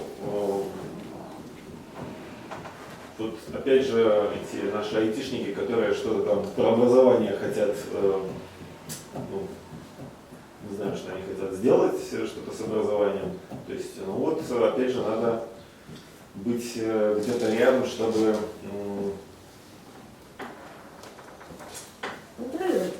Да. Ну, вот, я не знаю, вот, ну, мне, например, видится, ну, я бы пошла, ну, не то чтобы другим путем, да, но вот первое, что, ну, когда ты рассказывал, да, вот я бы сказала так, что там тебе нужно было бы, там, да, ну, дорастить себя, там, добраться там чего-то нужного, чтобы оказаться в том месте, в котором Мацкевич закончил рассуждение о типах педагогики, да, ну, то есть, вот, а закончены они на вопросе о том, какая педагогика следующая. Ну, насколько я помню. И в том числе на вопросе о содержании образования. Причем это была концептуальная ошибка. Ну, сейчас, это он да. расскажет потом. В том смысле, что вот эти предыдущие типы, да, концепций педагогических или технологий, они выделялись по умолчанию с вынесенным за скобкой фактором содержания образования. Да. Ну, понять новые без этого фактора невозможно. Ну, то есть вот я к чему? Догнаться до состояния, чтобы продолжить эту работу. Ну, в смысле, грубо говоря, табличку, да, разобрать. Разобраться, ну, или там включиться в рефлексию, ну, я бы сказала, там, деятельность, тут можно еще поговорить, летучего как место, попыток, исходя из предыдущего понимания и актуального этого самого, нащупать. Потому что, ну, все равно у нас ситуация нащупывания новой формы образования, а не готовой концептуальной модели, которая там, да, реализуется в полноте своей. И вот для того, чтобы это реализовать, мне кажется, чего не хватает и чего нужно было бы проделать, это то, что ты вначале сказала, и называется этим дебильным словосочетанием, которое все пользуются, это как там современное вызовы современности. И вот, собственно, разобраться, в чем состоят для образования вызовы современности, и в связи с этим к фактору содержания образования, к типу, ну, школы, ну, в смысле образовательного учреждения и так далее. То есть разобраться с этим не как не как, ну, вот, с объявляемым вызовом, да, а как с техническим условием. Ну, то есть техническим условием создания другого типа образования. Вот, ну, мне кажется, что это тоже такое поле, в принципе, непаханное, вот, ну, и если правильно к нему зайти, и в этом смысле вот с этими айтишниками, ну, кроме смотреть, что они там делают, они, ну, как бы, ну, не сами скорее, да, но пытаются апеллировать как раз к такого рода рассуждениям. И вот, ну, я думаю, что, потому что сейчас это скорее фигура приговаривания про вызовы современности, шестой технологический уклад, какими... Ну, я, да? конечно, Ну, не ты был это понял. но я помню вот твою эту заход на Homo Ludens, как... Да, на Homo Ludens, ну, их несколько заходов из разных мест, но они такие, ну, как бы заходы. И для того, чтобы реально отвечать на вопрос о факторе содержания образования, о новом образовании, ну, там, в Беларуси, в общем, нужно разобраться с вот этой концептуально-технологической линией, и для этого нужно разобраться с этими, собственно, новыми условиями. Потому что это же связанные вещи. Да.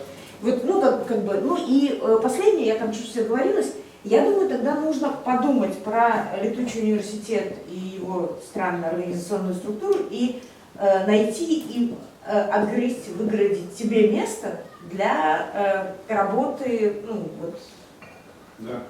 Ну, то есть, чтобы это, ну, как бы, если серьезно к этому относиться, что это не просто там, ну, вот я на семинарах там иногда, да, а подумать, как это, из какого места можно, ну, деятельностно к этому уже относиться, ну, там, что-то пытаясь там втюхивать или реализовывать и так далее. Причем тут еще я добавлю, что надо тебе вот набираться, нахватываться чего-то, чтобы выйти на уровень ответов, да, на вызовы современности. А если изучать летучий университет, очень важно придавать значение не только тому, что мы делаем, но и тому, чего мы принципиально не делаем. Да?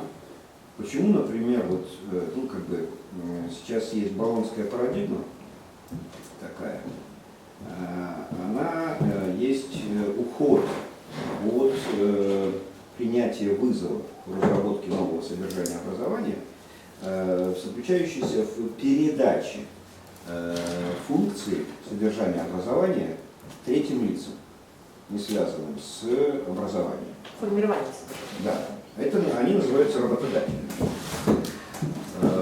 В советской системе, когда столкнулись с кризисом образования и поиском нового содержания образования, там был концепт или подход, который назывался словами «социальный заказ». И все говорили: мы бы, конечно, мы школа хорошая, педагоги, там, учителя и так далее. Вы нам сформулируете социальный заказ, а мы как бы его выполним. Да? Что такое социальный заказ? И кто этот социум, которого заказчика пытались сделать, да, никто не знал. Но предполагалось, что кто-то знает. Сейчас болонский процесс построен весь на отсутствии ответа на вопросы содержания образования. А ответственным за этот ответ они пытаются сделать работодатели. Который будет давать его Ну, померить. типа, да. Работодатели же знают, какие кадры им нужны.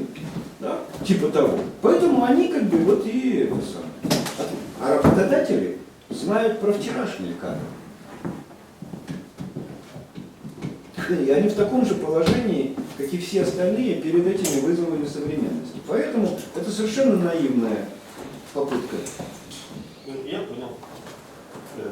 И вот мы упорно не выполняем социальный заказ, раз, и плевать хотели на работодателей.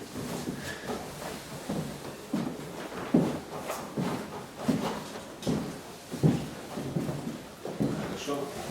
Ты готов на все?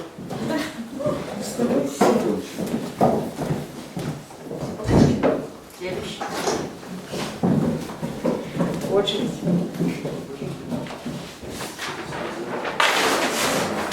Я в процессе работы еще над задачами, но какие-то там черты, может быть. У меня два класса. Первый класс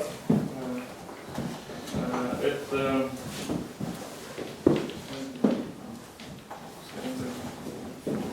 или часть задач, философская методологическая часть. Самоопределяться не будешь. Ну, у меня тут небольшой казус с этим. Я поясню во второй части. Первое, то есть как философскую методологическую задачу я ставил, как, ну, я его сформулировал как игра как способ оккультуривания пространства. Игра против versus реальность. То есть немного та тема, которую мы затрагивали. И, собственно, как бы переходим к второму подзадаче, второй части этой же задачи. Собственно, если говорить про игру как способ культурировать какое-то пространство, собственно, надо это пространство исследовать действия, то есть выбрать это пространство, то есть это какой-то объект исследования, пытаться его преобразовать там, с объекта 1 в объект 2, там, исходя из своих каких-то культурных норм. Вот, и у меня работа какая была? То есть просто попытаться работа, в том числе как на самоопределении, это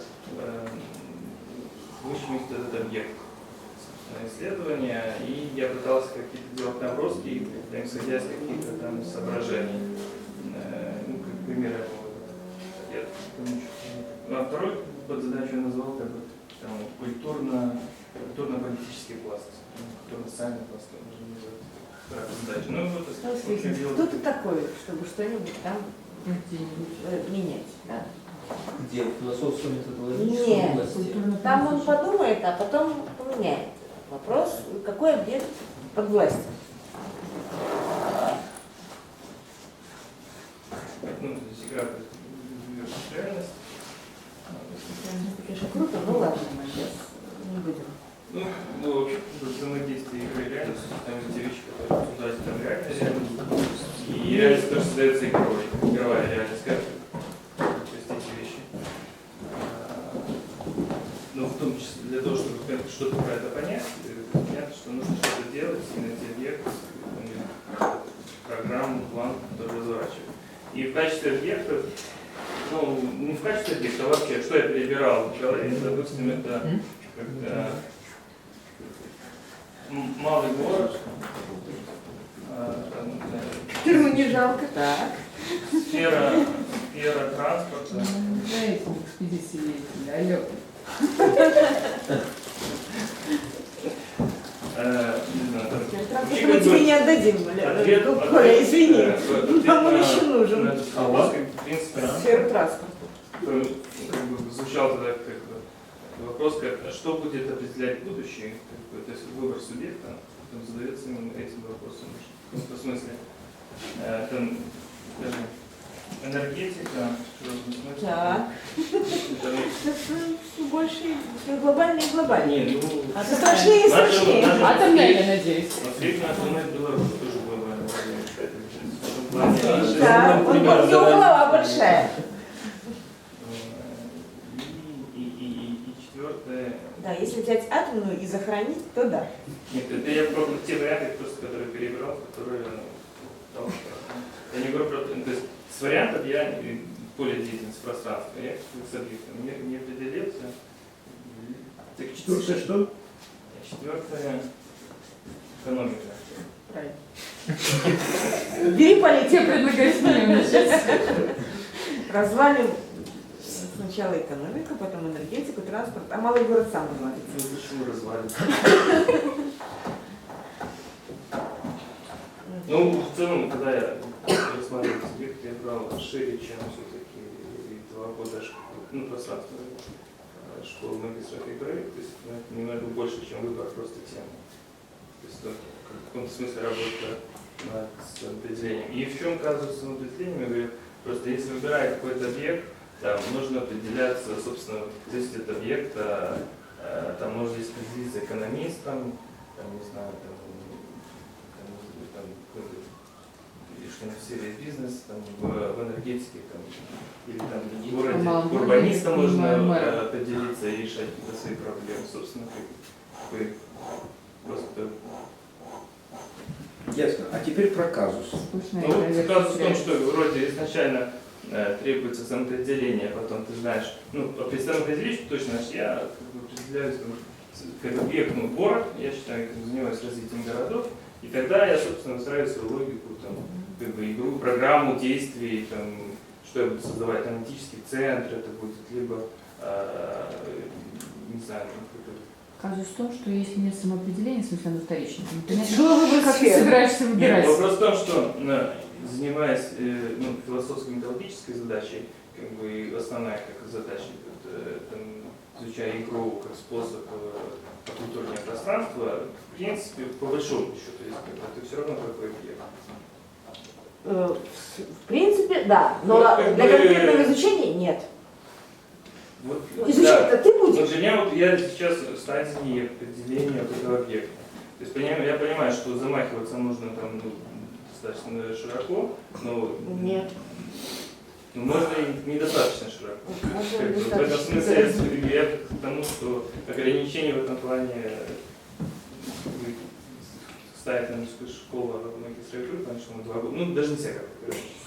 Нет, не только временные, понимаешь, как это, масштаб твоего действия зависит от позиции, которую ты занимаешь.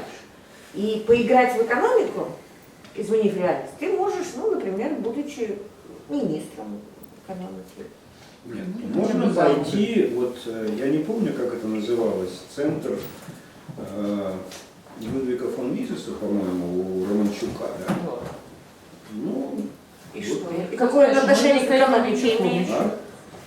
Он при нее, да, но отношение Он к экономике он не постоянно, имеет. постоянно считает, Пусть оккультуривают. Из чего? ну, пишет книжки, Нет, так про экономику, да. А к экономике какое отношение имеет? зарабатывает. А, Налоги Вот, платит. бери сферу транспорта, машина у тебя уже есть, если ты умеешь. Прикольно. А если по-простому, вот, как бы сказать, вообще, что ты хочешь? так он же тебе говорит, кажется, состоит в том, что он не знает. Нет, то есть он знает, что он хочет про игру. А вот что хочет сделать, пока не знает, не решил. А какая-то культура? Культурно-политическое. Ну да. Не, ну, Деятельность. Исследовать возможности игры в изменении реальности, ну, в смысле, в укультуривании мира. Это вы, наверное, Фьюзинга перечитали. Да. Последний не, раз. ну вот я как бы без Не стопа, контролирую. а вот, ну, реально, вот, как бы, Ну, понимаешь, вот ты сейчас спрашиваешь, что находится в пустом стакане. Он не знает, что он хочет. Тебе принципиально все равно. Понимаешь, мне принципиально все равно. Я как бы, если я как бы определюсь даже с величиной экономики, значит, собственно, я даю себе отчет, что какая позиция для этого нужна, либо Вот, стремиться на эту позицию. Каждому Я не вижу из это прекрасно. участников школы магистров игры у меня накопилась масса претензий. Они все индивидуальны и уникальны, как бы, да. Вот я бы Ашуркевичу это все простил. А что бы ему не простить? Ну, А нет, а выбрать ты что? Слушай, Помогите. это действительно, иди к Ване, там, этой самой, содержание А образования, ему не это усилишь. Так, содержание познания у него как раз таки попадает немножко в методологический пласт, а у меня это место Не надо Мне на больше летучем в этом плане А экспериментировать. вот знаешь, почему? Купить Да? ничего не жалко. Что вы? Простил. Более того, я бы сказал, что вот и надо вот этим всем заниматься. Сразу. Сразу. А что? Не особо, как это, Улыбаясь улыбаясь. по-другому. Это ваше Да, прощение а так. опасно для людей. В пунктирном виде, да? Хотя что-нибудь можно сделать и предметом там особого специального углубления. Я просто вот, мне сразу в голову пришло, ну не сразу, а постепенно, слушая Николая, в нашем визите в Молдову сейчас мы с Раханским познакомились, то есть Раханский раньше познакомился, а познакомил меня уже в Молдове с мэром одного села. Но, ну, надо понимать, молдавское село, да? То есть То есть там самоуправление, да. это больше многих белорусских городов, в общем. Там все село кроме Кишинева. Не, ну там еще есть город Бельцы, там Басары. Белосара, это же Приднестровье. Ой, слушайте, это очень важно. Это вот прямо... Да, ладно. прям- В чем мысль Да. ваша? А мысль следующая, как бы, мэром этого села стал человек, который делал там музей. Вот он делал музей, и у этого музея, ну, содержал его там, как бы наполнял, оформлял, искал деньги, там, и так далее. Да, у этого музея возникли трудности. Пытаясь решать эти трудности, чувак столкнулся с тем, что, трудности-то не только Система, в музее, система, система да. как бы, да. Вот. И это самое выдвинулся на мэра, а мэры там выбираются, то есть, и стал мэром. Теперь трудности музея его уже не беспокоят, потому что... Ладно, подожди. Нет, ну теперь музей остался маленькой частью как бы его забот, а теперь культура, энергетика, экономика, там, преступность несовершеннолетних, миграция, все то, чем он не занимался, понимаешь? Если бы он начал готовиться к этим во всем вопросам, вот там, как бы углубляясь, там, например, в преступность несовершеннолетних, да, вот, вышел бы он на выборы, да, кто-то его избрал. Кому нужен в качестве мэра глубокий специалист по ювенальной юстиции? Директор музея, конечно, лучше. Согласна. Ну, так, он понемножку, занимаясь музеем, он должен был заниматься оплатой электрических счетов. это там, и так понятно. далее. Николай, с чего начинать смело. Я думаю, Ждем музей. Нет, вот музей. Он должен сыграть, разыграть хотя бы на уровне перформанса, да, представить себя мэром маленького города, типа Столина, и разбираясь с этими штуками, как бы не углубляясь вот академически там или, не знаю, предметно там в каждую из этих сфер, да, попробовать строить систему. Потому что мэру приходится принимать решения. Мэру приходится считаться, учитывать все эти факторы, как бы, да, ну и многие другие в том числе.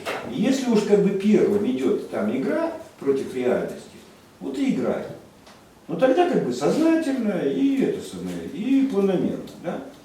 Разыграй такую вот эту самую фигню. Возьми, ну, например, не знаю, для анализа Палетку, кто там, Бабинский, да, и так далее. То есть вот город, целостная как бы программа развития города. И попробуй их там сравнить, посмотреть, там, разыграть там, и так далее. И играйся. Ну и напиши на типовую что-нибудь. Роман. Корпоративистский роман. Столин 2.0. Столин 2.0.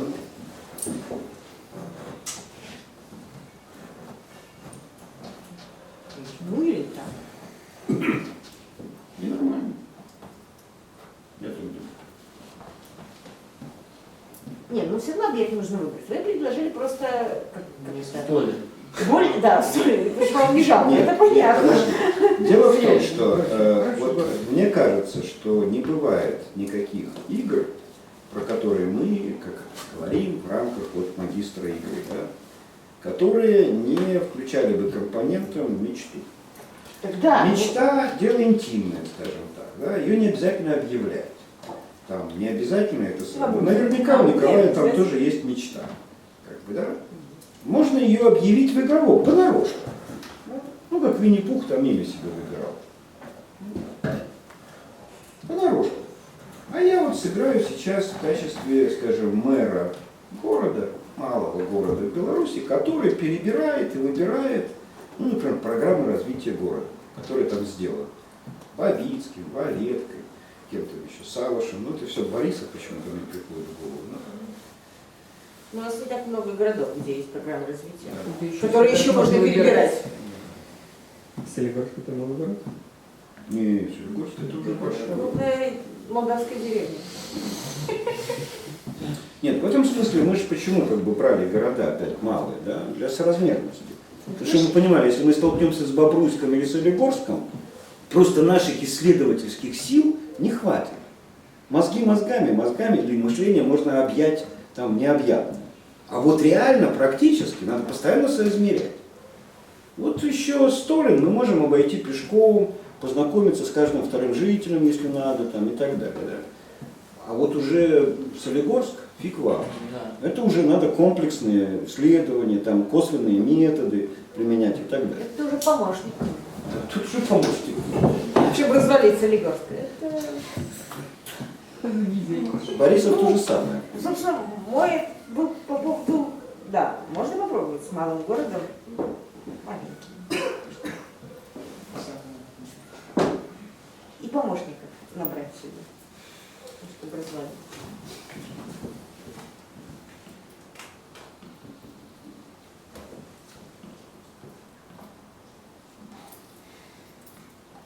Вопросы? А ставка что? Шапочка, магистра игры, да? Нет, подожди, мы сейчас это самое, да, определяем работу. Без выполнения работ никаких шапочек. Только я боюсь, что если он ее выполнит, то ему уже шапочка будет пофиг, он будет мэром Столина. И станешь почетным магистром игры. Осуществляются мечты.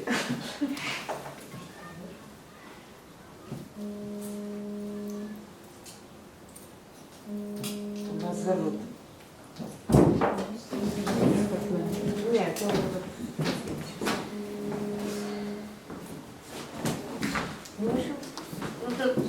Ну, в общем, субъектом все-таки определили. Простейший варіант. Його на вибори восени. Депутатом восени пойдете. Кстати, говоря, Так это что, национальный сход. А Хатей к Евгену, он там акселератор. Нет, Он ну тебе- списки уже готовы, кто будет депутатом. Куда? Да вы что? Да. Я, может, Я сказала. думаю, уже известно, уже списки же. Ладно, на следующий. Это мы одобряем. Хорошо. Не, ну подожди, ты же игру собирался реально сменять? Тоже у меня списки готовы. Сыграешь? Пожалуйста, пространство культуры. Тебе надо изменить фамилию. Так, к сентябрю. Под тот список, который... Да. Сентябрь. И добиться, чтобы вас перепутали. Главное теперь почитать, как бы, кто. Сыграете? Сыграть этого чувака, который там в списке. Махлярство, это же и есть игра. Много махлярства. И что, ну, когда ты в город нам принесешь? Ну, чтобы мы знали, А Иван пойдет там что-нибудь реализовывать свою систему образования. Евген на него натянет побыстрее. Каждая коалиция.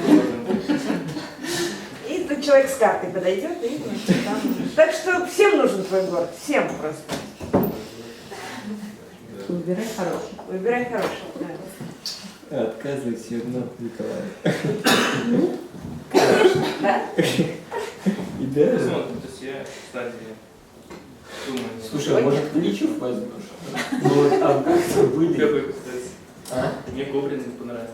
Плоской. Кубрина Не жалко. трогай Кубрина. Житкович. Ну, кстати, жидкий. Плоский Вот, не кстати, да, может. недалеко. А? Плоский не может. Ну там Новополоцк рядом. Груповатый там. Ну, на волос тоже Да. есть. Такой. Так, ладно. У тебя вообще нужно понять, что, ну, как бы, действительно, что за объект. Не в смысле не только имя, но и суть этого.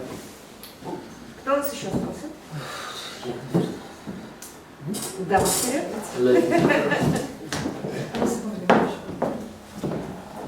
Ладно, у нас феминизмом опять не занимались, и у нас всего. Ничего.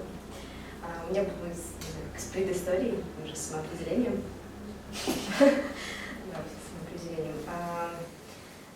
Как так сложилось исторически по жизни, что я занимаюсь графикой. То есть я в основном визуализирую какую-то проблему, перевожу ее в графический формат, но тем самым ее решаю. Обычно это проблема какого-нибудь заказчика и выражается в виде задач. Вот есть вопрос, нужно его решить, он решается посредством какой-то визуальной информации. Некоторое время назад я попыталась вообще свои эти навыки применить в сфере научпопа. То есть в сфере научпопа. Да, популяризация научных знаний.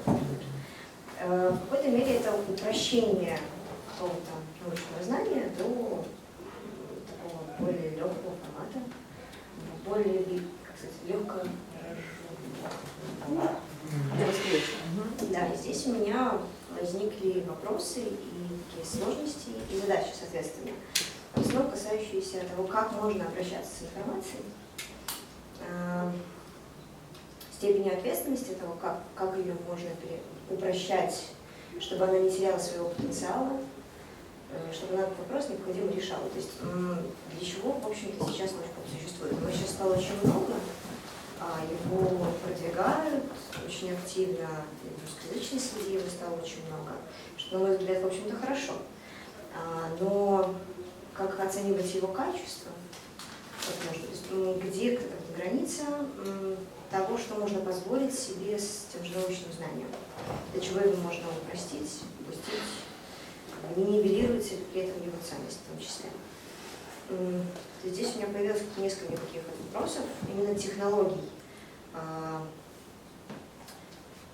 этой связки визуальной графики и самой информации, того, как ее стоит и нужно продвигать, и вот этих четких корреляций между целевой аудиторией и технологиями, которые необходимо к ней применять.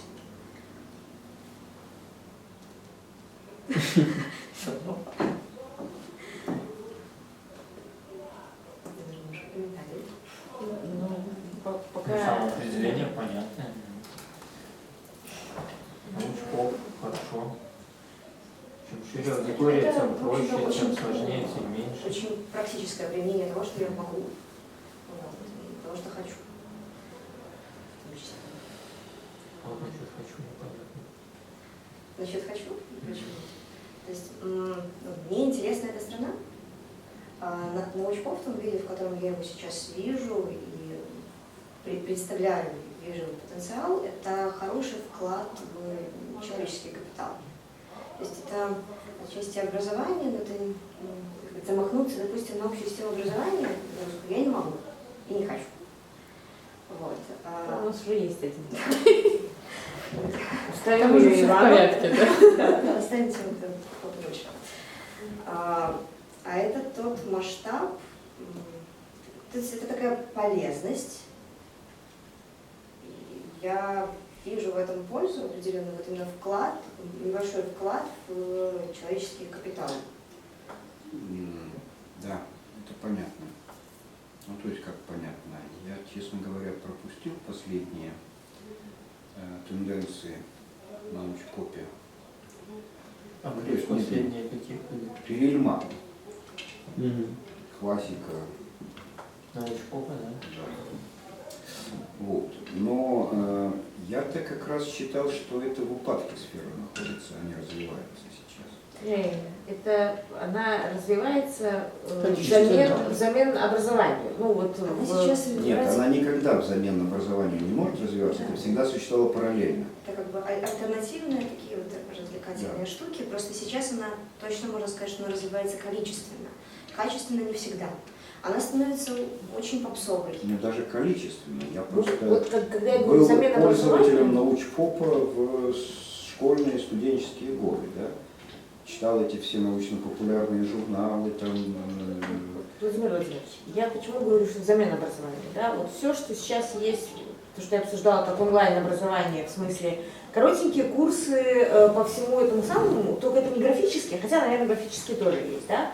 И это сейчас ну, как бы массовое производство и потребление этого, и этим отчасти заменяется ну, образование в том виде, когда это там неформальное образование, образование через всю жизнь и так далее. То есть не профессиональное, например, образование, а вы открываете, ну, то есть этих платформ там сейчас куча. Нет, Ань, ну это, как бы, мне кажется, другая проблема. Мацкевич говорит про другое. Да? Что? Про что он говорит? Он говорит про упадок. Я говорю Да. про то, что это обрело новую Понимаешь, жизнь. вот как бы, вот если ты читала эту книжку Перельмана, да? Нет, ну, как бы, это качественная книжка. Я вот недавно как-то вот такая вот, может, видели, книжку из серии купил «Математика», типа там популярная, да, вот что-то, такие вот они как там номера вот выдаются на разную тему. Понимаешь, на мой взгляд, там вообще текст сырой, то есть непонятно. Мне кажется, что об этом и идет разговор. Нет, подожди. Как бы Таня говорит про замену, да, то есть Перельман не может заменить там школьное образование по математике. Даже если это качественное книжка. Дима, я честно говорю без оценок. Мацкевич говорит, что научпоп в том виде, в котором он там существовал в Советском Союзе, то есть широкое массовое движение, популяризация науки, превращение ее в более понятную, эту самую, на этом невозможно никогда было построить образование, но это было просвещение.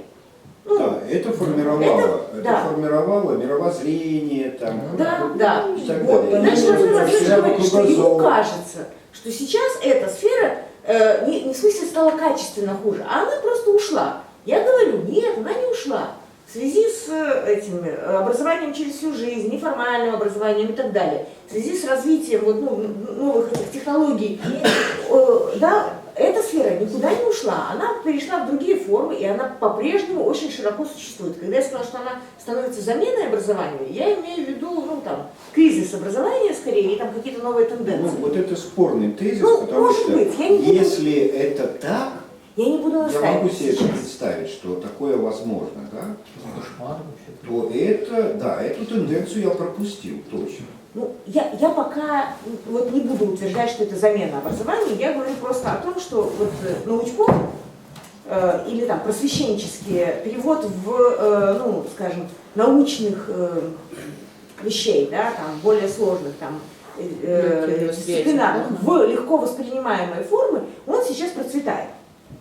Ну хорошо. Про графику я ничего не могу сказать, а про вот эти видео и всякого рода инфографику, всякого рода оформления, да, он процветает. Просто таким И, Еще фокусы там химические, там, ну, как бы это что же из этой, ну, там Да, у нас там да. наука вне себя, там Да, сейчас да. Та же Даже- самая серия. в Да. мысли такая есть. Ну и что такое? серия лекций «Наука вне себя». спонсируется, кстати, по-моему, этим основателем ЕПАМа, этим Лознером. Да, скорее всего. Ну, Ну, и... это, с этим разобрались. Есть. Ну, предположим, Да. да. Предположим. Ну, значит, дальше я понимаю следующее. Пока научпоп существовал параллельно с образованием, он имел структуру подобную образовательной. То есть он, Предметы, да. да, как в науке дисциплины предметы, в Занимательные. образовании учебные предметы, и в научпопе, соответственно, как бы тоже пусть с размытыми границами, да, но существовала предметно-дисциплинарная организация. Тематические. Ну, Да. И тогда, значит, каждый, там, скажем, внутри предметности самоопределялся. И, будучи предметником, он мог заняться серьезной наукой, образованием, учить этой науке или популяризировать ее. Да? Понятная позиция. Кто мог заниматься, то, как я себе представляю научпоп, научпопом в целом? Этим занимались журналисты, вышедшие в Пенсионеры. расход пенсионеры типа Капицы, да, это сына Капицы. Петра Капицы, да. И те сам Капица, он тоже писал. Ну хорошо. В общем, да, пенсионеры и журналисты. Ну, А еще может кто-то? Журналисты, причем... Слушайте, а Перельман пенсионер или журналист? Он вообще лесовод. Перельман. А, то есть пенсионеры, лесоводы и журналисты. Получается, тогда три. я понимаю, что вы спрашиваете, какое имеет отношение... В какую позицию, да, вы собираетесь встроиться, занимаясь научпопом, не влезая в предметность? В том-то и дело. В этом есть свои сложности. У меня в том числе есть вопрос.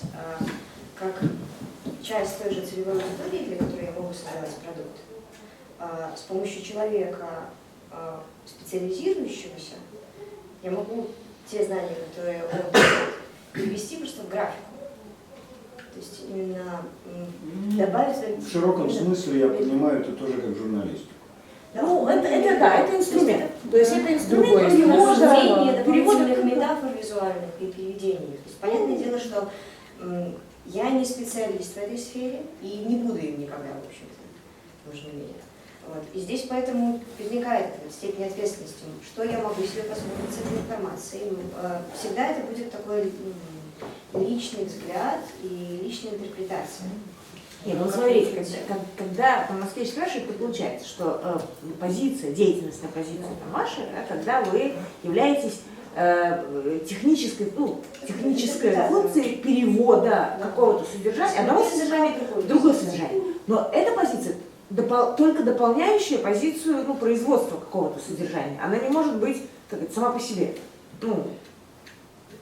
И в этом смысле там ответственность или оценка может лежать на том, кто производит, а не на техническом устройстве.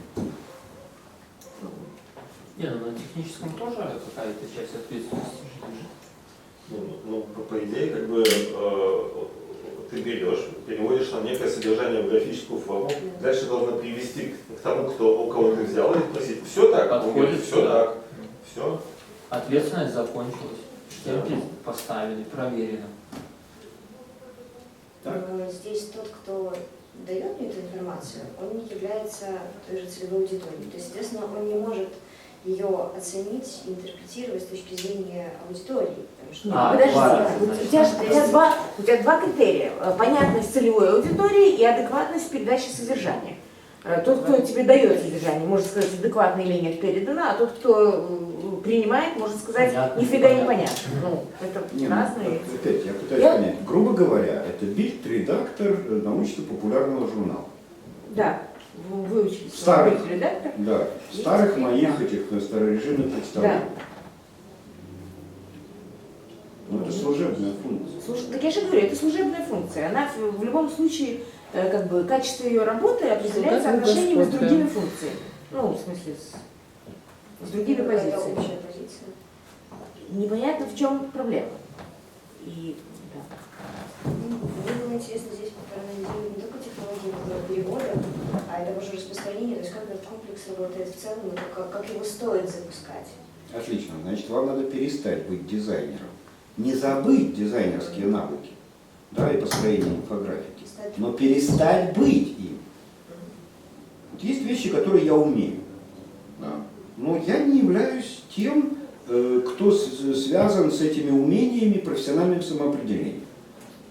Да. То есть я умею строить инфографику. При случае могу. Но вообще-то я другой. Кто?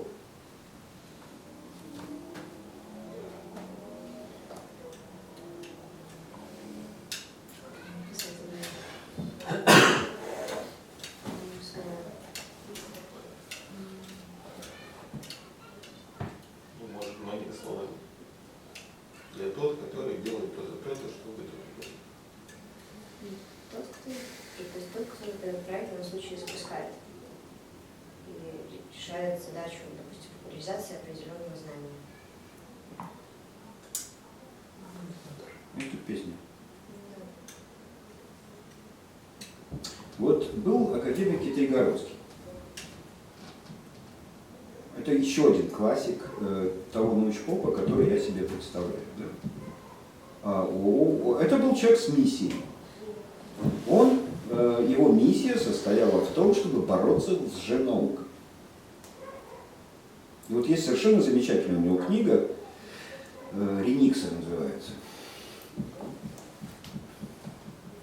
Ремикса? Да. Что это за слово такое? Это отличное слово. А что-то обозначает? Конечно. Пишется она вот так. Еще и латиницей, что ли, пишется? Да. Упс. Такое отличное слово и забыл.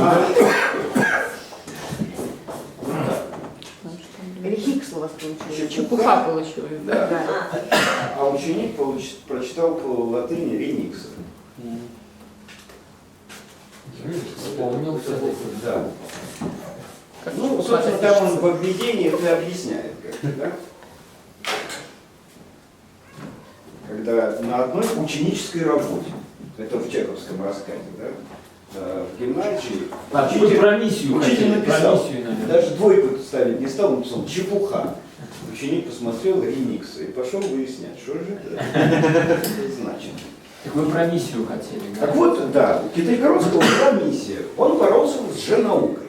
Такая ценностная задача. Да, потому что лженаука к этому моменту уже начинала там буять. С одной стороны, там древние лженауки, типа астрологии, алхимии там, и так далее, это было одно. Но вот в период, казалось бы, там, Победы. массового образования, победы спиритизма там, и так далее, да, вдруг опять начинается. А вот Сегодня лженаука, по-моему, побеждает в научпопе наук. Это не только британские ученые. надо исследование. Нет, ну понимаешь, тогда как бы, я про что? Китайгородскому не надо было, ну скажем, оформлять свою позицию. Он был математик и математиком остался. Но у него была миссия, и эту миссию он выполнял лично. Соответственно, популяризируя науку, он делал это в рамке борьбы с лженаукой. И это понятная миссийная такая штука. Вы что делать собираетесь?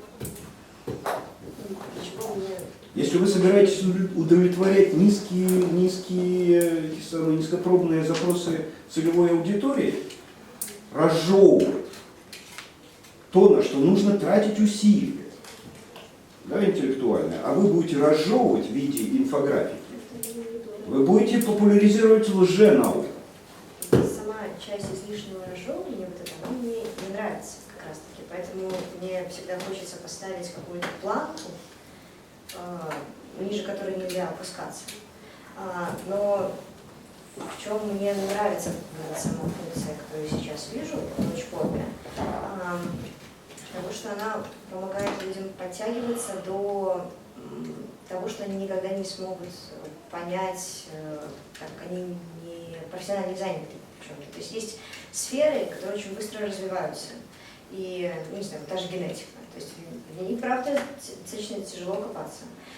И гражданское сообщество, допустим, из-за того, что они не погружаются в эту сферу, не чувствуют ее значимости, не понимают, как она влияет на их жизни. И вот научпоп зачастую помогает объяснить вот эти взаимосвязи.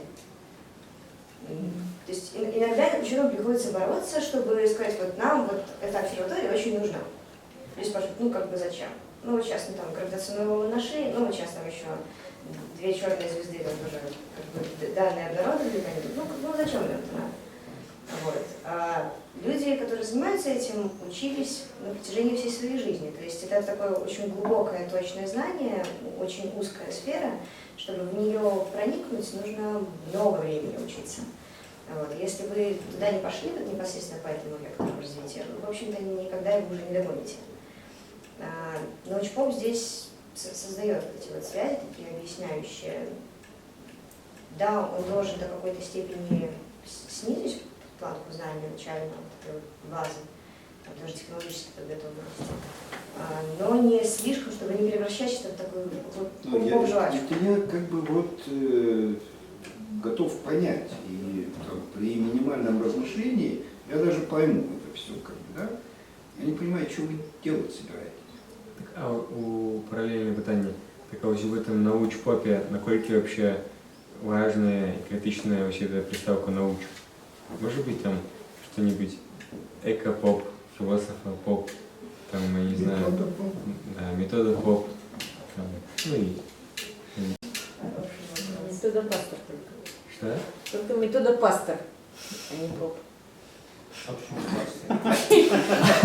Непереводимая игра слов. Местные туристические источники. Вот все.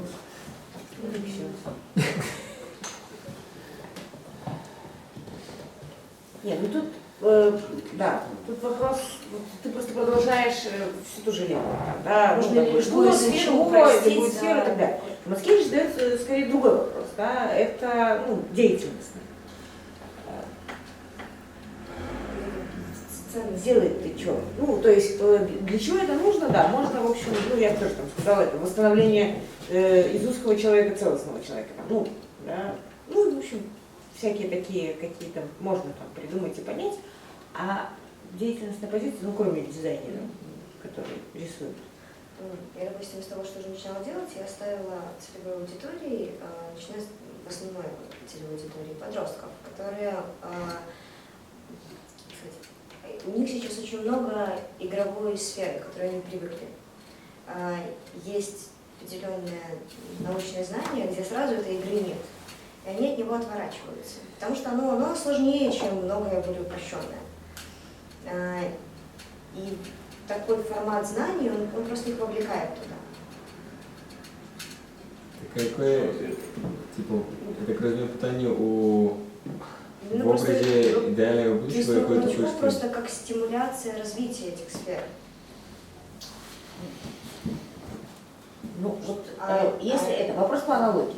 Вот до этого все, что происходило там, место действия Клишевича, Толока, ну, да, и там можно как-то описать какие-то деятельностные позиции директора по развитию. Там, Ивана, мы определяем, где он может действовать. Да? Вот даже Николаев город отдали на отдых, да? То есть вот, сфера деятельности. Да? Я просто не очень понимаю, то есть это уже какая-то сформированная, там, имеющаяся там, система деятельности, сфера деятельности, или это там, ну, какие-то там разрозненные действия, вот, когда вы говорите, я там подростков брала, это где вы их брали? Я создавала книгу, в том числе, которая основана на анимациях. Вот, то есть это конкретный продукт. Уже формы реализации здесь могут быть разные. Это может быть исключительно медиапродукт, он может быть привязан к бумаге, может быть текстовым. Ну, да, я поняла. То есть это просто форма реализации, да, есть определенная форма реализации, просто в зависимости от там, задачи они могут варьироваться. От обширности целевой аудитории тоже могут варьироваться, от логистики распространения. Какой-то вопросы в процессе, они в процессе возникают. Хорошо. Хорошо. Тогда я присоединюсь немножко иначе к вопросу Евгена, да? А слабо вам популяризировать методологию? Что это хотел? Методологию не надо. Давайте лучше это самое. История, так им не жалко, а Философские методология лекции Да Москве. не, это не задорно. Философские лекции Москвича, они в каком-то мере уже популяризированы. Да? Самим Да, Мацкевичем. во-первых, да. Во-вторых, они почти как поп-вариант школы, потому что это что-то более сложное, глубокое, а это такой курс на 10 лет. Поняли? Это попса. В том числе. Между прочим, устами младенца глаголит истину. Так оно и есть. Да?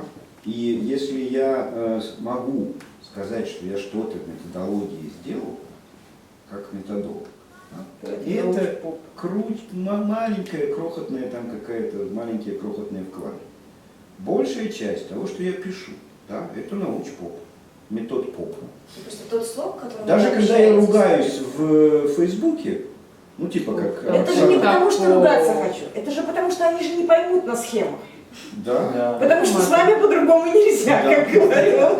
Я могу точно сказать, что вот тот формат, ну, не знаю, слог, в котором вы обычно свои те лекции, этот курс лекций, который вот как раз в этом году проходил, или даже те же посты в Фейсбуке, да, это очень выглядит, работает как популяризация, как такое вот. Вы еще нас не знаете, он зрелый художник. Слушайте, это что? Вот мне методичку писать надо. Там что, надо слово «бля» вставлять? Конечно. Привлечение внимания. А ты когда точно зато будешь знать, до какой страницы твой студент читает. А это мысль. Ну ладно, хорошо. Москвич задал вопрос. А слабо? Еще полемизировать для...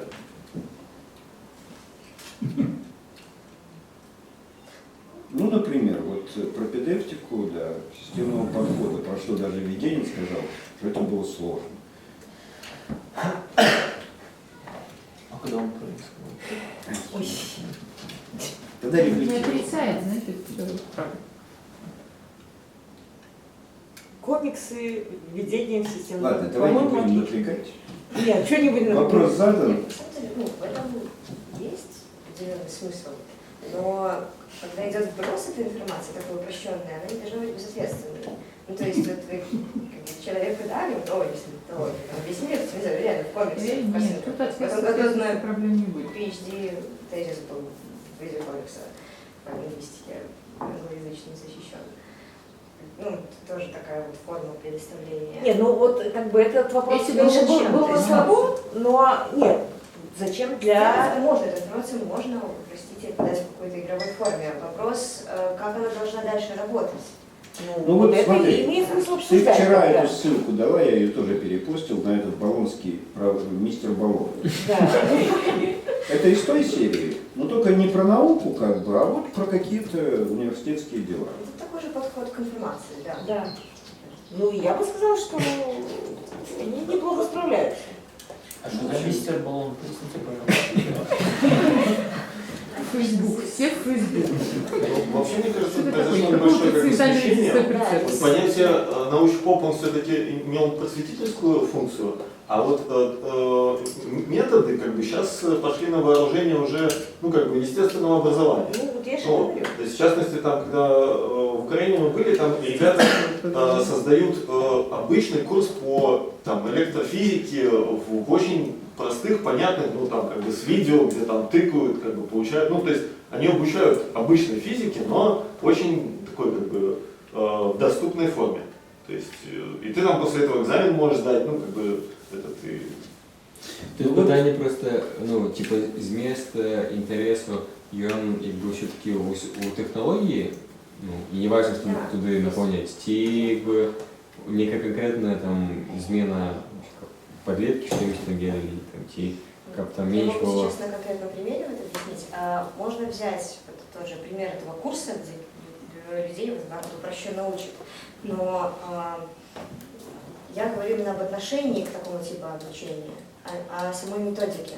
То есть ее таким типом нельзя заменить полностью это образование. Нельзя всю школу, все образование системное перевести в такой формат. Это можно использовать для вовлечения, как первую ступень. И вот я говорю об этом.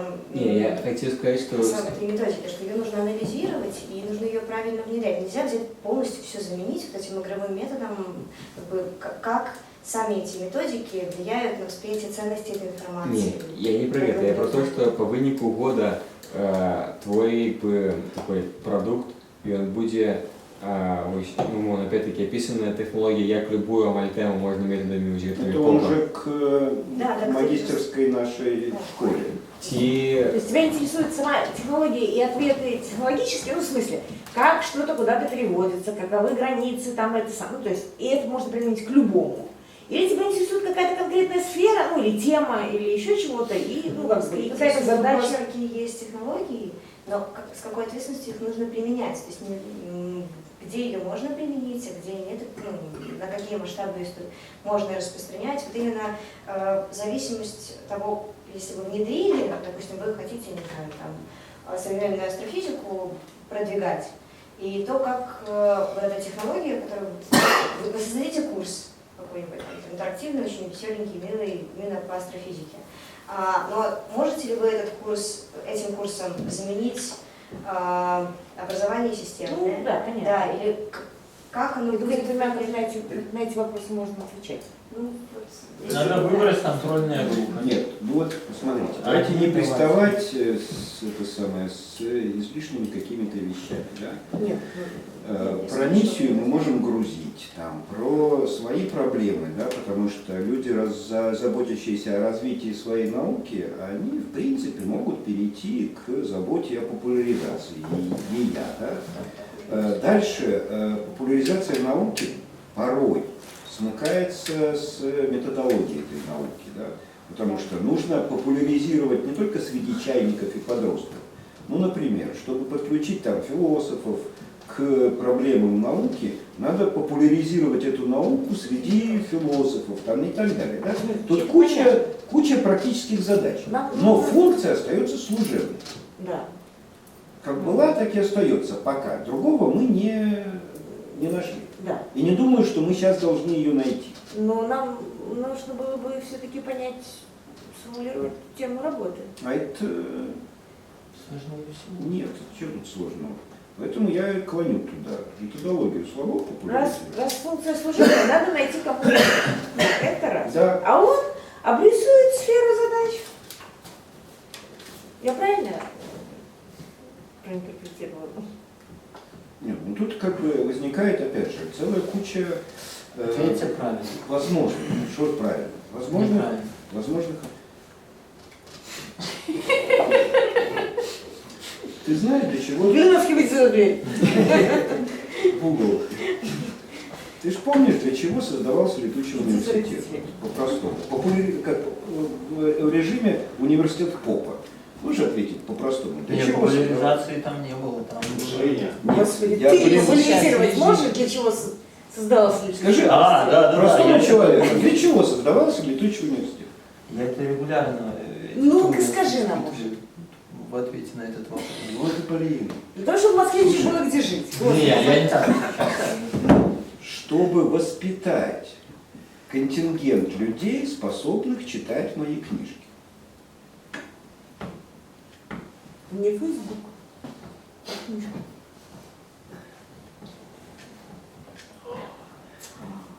Так вы спрашивали, потому что у вас уже был ответ. Ну да, теперь у нас появляется специалист по научпопу там и так далее. И я тогда могу попросить специалиста по этому поводу, да, ну, например, дать анализ, оценку, насколько мои книжки в принципе пригодны для чтения в таком режиме. Да? Как их улучшить? сделать. Вот мы бились там над дидактикой, может быть, системного подхода, да? Может быть, задача была поставлена неправильно. Я вообще про научпоп тогда не думал. Может, надо поставить задачу таким образом. То есть, Настя, вы можете решать в своей работе две задачи. Нет, две задачи. Одну предметную, значит, берете Мацкевича и из его чего-нибудь, например, системного подхода, создаете этот. А по дороге лепите папа. А по дороге делаете вторую работу. Отвечаете себе на вопросы методологические, которые вы задаете. Да. И как бы у вас получается в итоге работа Из двух глав. из двух частей. Одна про сделанный продукт, а вторая, собственно, осмысление всех ответов на вопросы или возможных ответов на вопросы, методологии вообще такого занятия вот такой вот фигней, как перевод. Да. А когда Водолазская вспомнила, какой я зрелый художник, он будет мешать все время. Ты говоришь, что надо дорисовать ручки, ножки. Это она вспоминает нашу попытку популяризации стратегии 2006. Когда мы ее пытались пустить в массы, да, и все графические работы выполнял лично. Он сказал, вы все некрасиво рисуете. Что сильно бесило всех остальных. Да. Мы еще вспомним презентации всяким немцам, которые мы с Владом притаскивали. Влада было потом такое, ой-ё. А я хотела что-то еще сказать. И забыла. Ну ладно. Ну, вы можете это выбрать, а можно еще один вариант обсудить с научпопа. У меня есть место даже человека, который будет популяризировать только не Мацкевича, а вообще все остальные наши курсы. Сделать из них конфетку. У меня даже уже все есть. Человека нет. Все почти, да, на ходу. Ну, так вам нужно практически, не важно. То есть, когда мы с тобой что-то говорили, ты затрагивал эту проблематику, превратить там Арзамас, там еще что-то, да, это в ту степь? Да. Ну, это правда другое, это не то, чем вы занимаетесь сейчас, я так понимаю, в смысле дизайнерско-художественного оформления. Но вот, собственно, сделать белорусский Арзамас, постнауку и так далее, вот сейчас у нас актуальная задача, все уже почти готово, нету того, кто этим займется, возглавит это дело, именно возглавит. Ну, в смысле, построить стратегию, там, будет... Сначала найди не белорусские Арзамас. Они, микроботаники, живут там где-то в своем этом. Микроботанические свои. Микробы. Не знаю, на какой странице меня поставили. Сань. Надо, наверное... Ну, можно поговорить. Шутов у нас до сих пор читает журнал «Знания и жизнь». Наука и жизнь. Наука и жизнь. И наука и жизнь читает. Знание силы. Знание силы. Ладно, я думаю, что все, да? Закончили. Задача поставлена. Задача поставлена. Цель ясна, препятствий не вижу. Роман.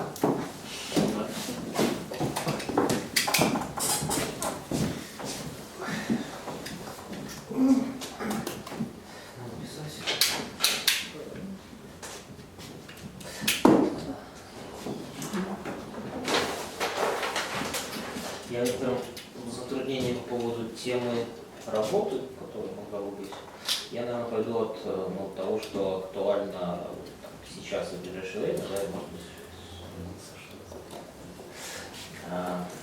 у меня на ближайший год есть третий больше касается меня, моего личного развития, образования. Два проекта, которыми я планирую заниматься. Первый проект – это тренинговый центр, который за 15 лет существования как-то себя немножко, не то чтобы изжил, но дошел до какого-то предела своего развития, и там нужно перезапускать его, начиная от концепции, стратегии, команды и... Это тот, что из Синтона вырос? Да. И там, в общем-то, есть часть, наверное, больше методической работы, чем методологической, хотя концептуальным образом пересмотреть подходы, методики, программы и так далее. Это первый проект. А второй проект — это, ну, собственно, то, чем я на жизнь зарабатываю, это сопровождение изменений в организациях. И там, в общем-то, тоже предстоит многие вещи как-то, ну, технологизировать, описать и двинуться в ту историю. Как-то так. Ну, это здорово. Да, вот, а где здесь место для магистра Юрия? А третий что? Третье, это, я сказал, это больше мое образование, обучение.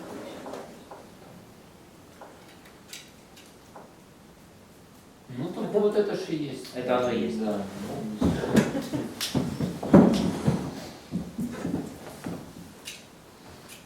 Вообще, поскольку я так и не понял, что Роман делает у нас. Я Давайте зафигачим игру и переделаем тренинговый центр в режиме игры. Давайте. Заодно и опишем что-нибудь про игру. Рефлексивно. Мы задали жалко. Да, ну нет, ну там все равно все переделывать. Там Вот. можно. А вот Чё? за бесплатно. За бесплатно. Ну да. В порядке. Помощи. Ну, и Роман организует это дело.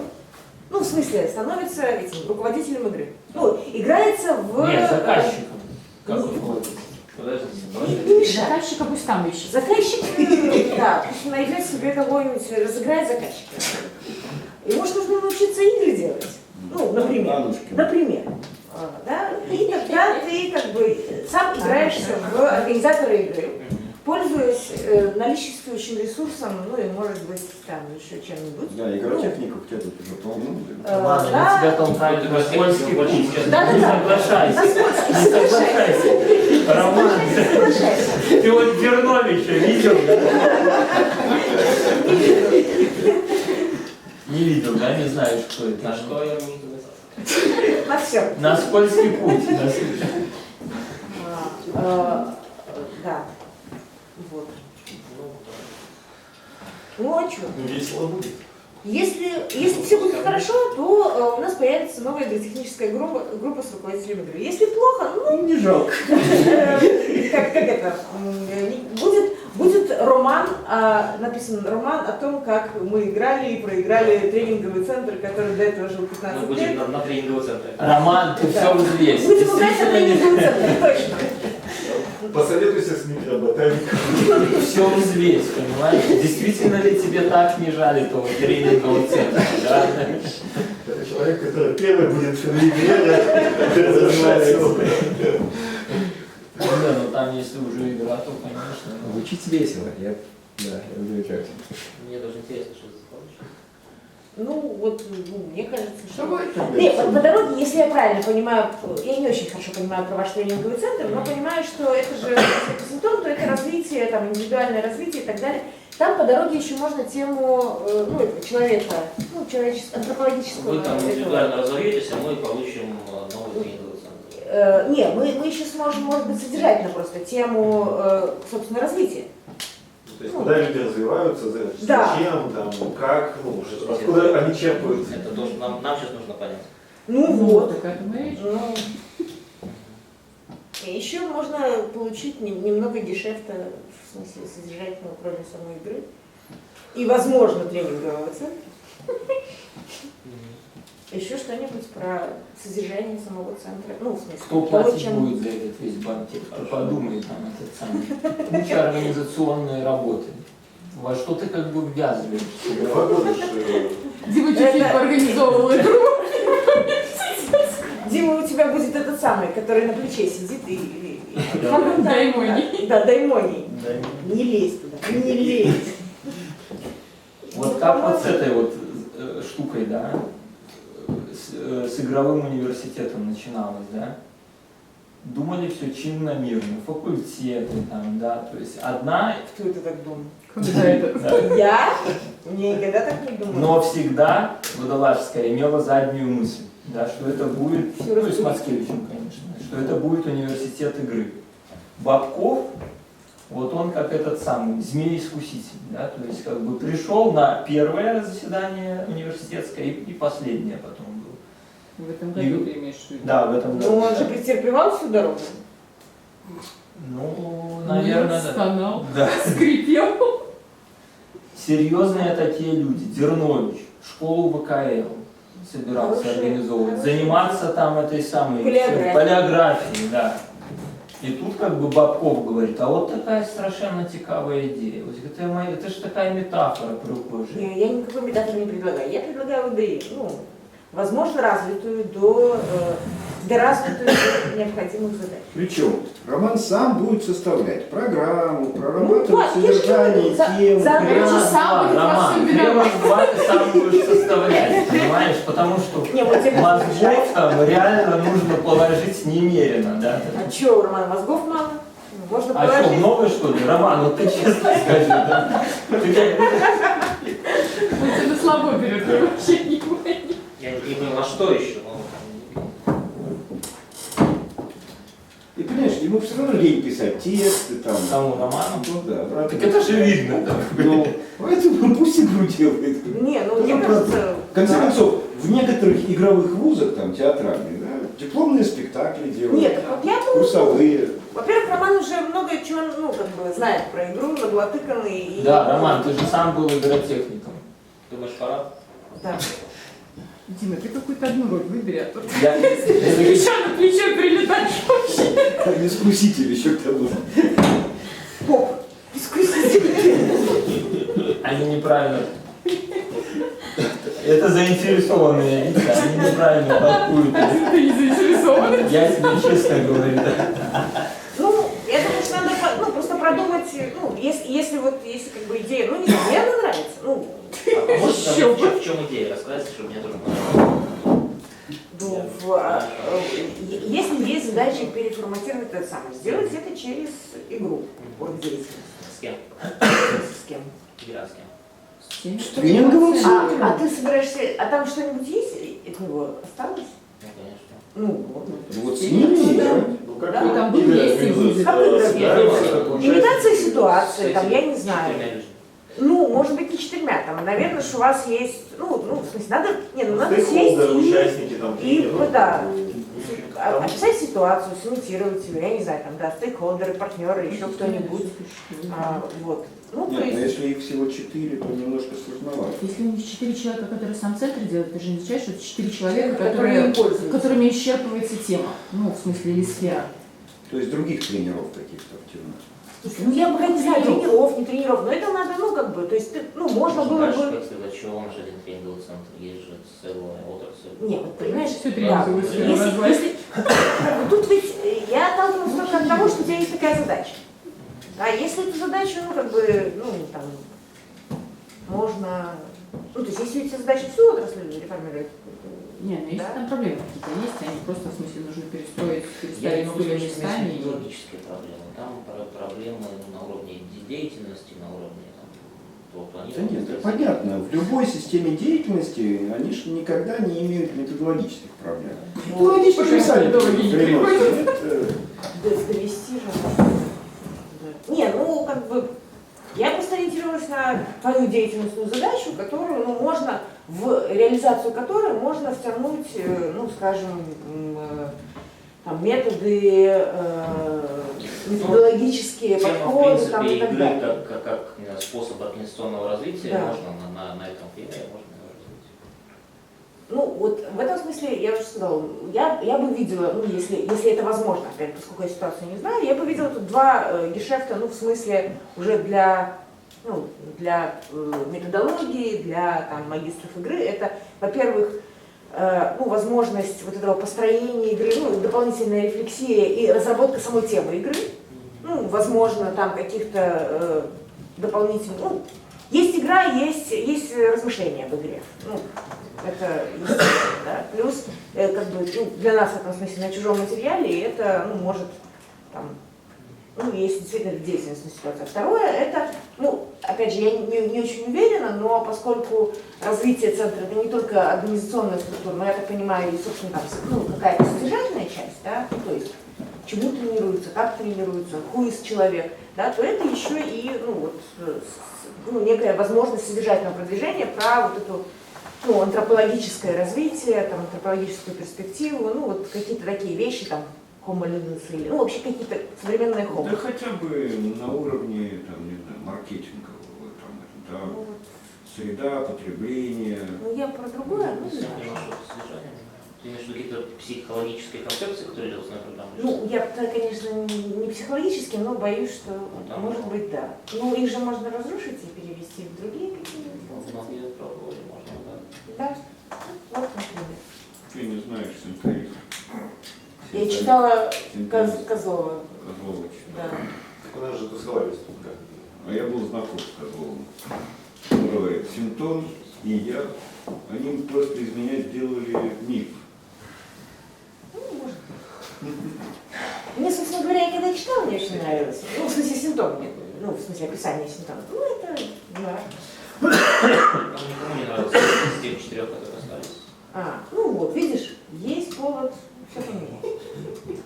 Ну, уже много общего. Да. Короче, Роман, ты же Да. знаешь, что игра — это непредсказуемый результат. Спасибо, что напомнил. Так, ну что, последний, давайте. Да? Леонид.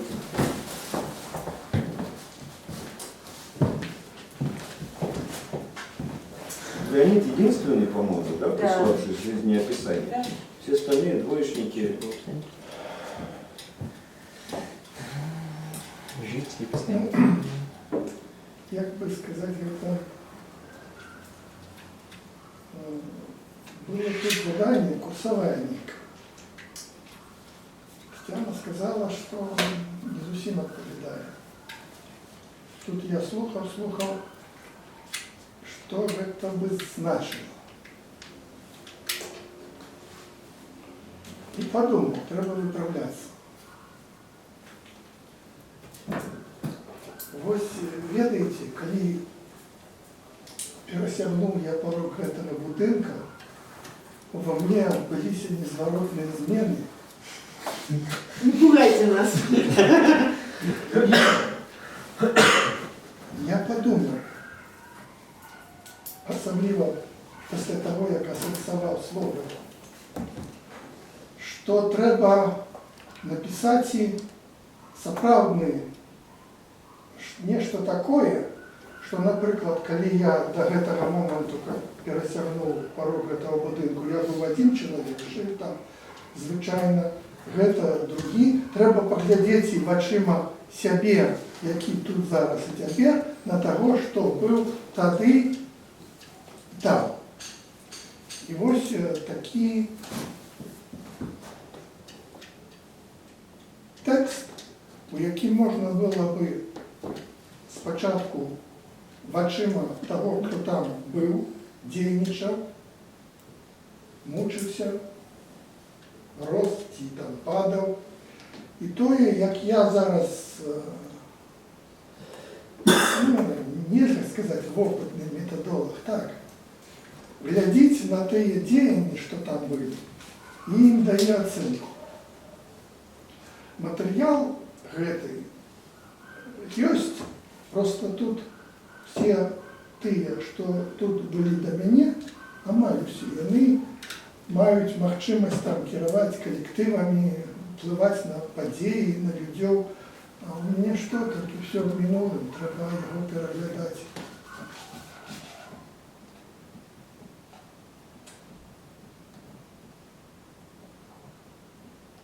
Ну, я близко к тому тоже какой-то сейчас. Как, у вас что, тоже что? Ну да. Да. Все в комиксы переведем и... Да, подождите.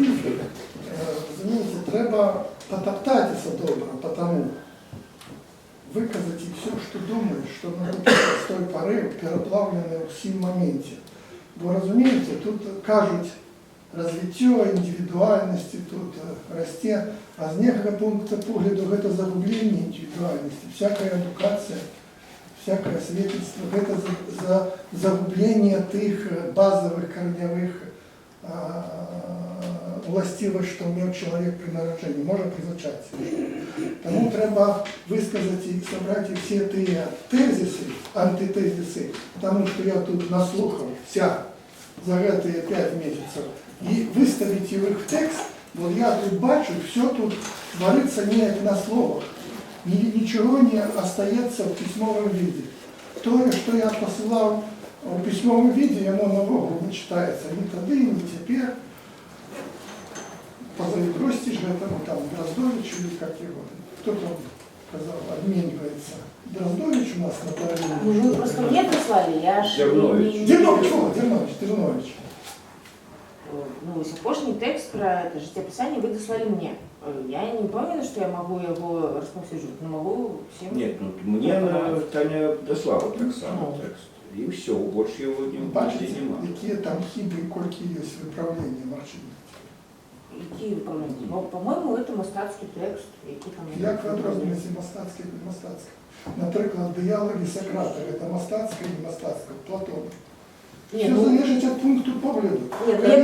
То, що ви тут 5 місяців назад нам на словах диктували, що треба зробити, то я так поглядів, полистав, це саме поглядів твори Альтшулера, як він там нечто подобне у своїй науці спробував. Так це таке, що мухи подохнуть на стінах.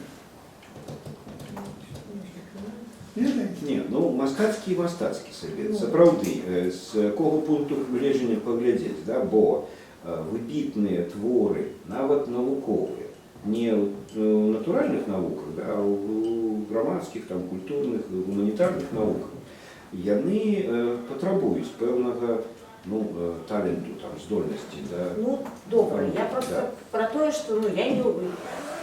Я пропонувала вам життєписи як практикування. Не як текст, до якого треба критично там ставитися. Я не можу поставитися критично до вашого тексту, бо мені нема откуда. Життєписи – це практикування. Практикування, як... Тому я можу там повним чином відреагувати, але я не ведаю там, яка у мене може бути з моєго боку там пропонова по удосконаленню чи чогось ще. Ні, тут я просто не розумію, про що вернемся до теми. Тут два такі розвилочка. Перший текст, по-другому справа слева. Так. Ось так, так би мені хотілося б, виправити. Написати життя написання. Ну так, я боюсь, я просто ведаю, что это не тактично. Ні. Послухайте. Не тактично в тем сенсе, что у меня есть відчування, коли так занадто виразно, докладно починаешь формулировать то, что собираешься зробити, то оно не так расплывается и все губляется. Але, разумеете, не прийнято в этом университете так бы мети что-то за душой. Треба выкладывать. Так? Это вельми корисна реч. В яким сенсі? Яна корисна не чоловіка, який викладає, яна корисна огульному, можна сказати так, чоловічству. Ми маємо між нами огульне слово, огульну реч, огульні схеми всіх цього. Але це ніяк заневолює. Бо ми ще не дошли до книги Вінера. Ну, я математик, Бог даст. Там він таку річ, слово сказав, слово написав. Добрий математик чим відрізняється? Звичайно, він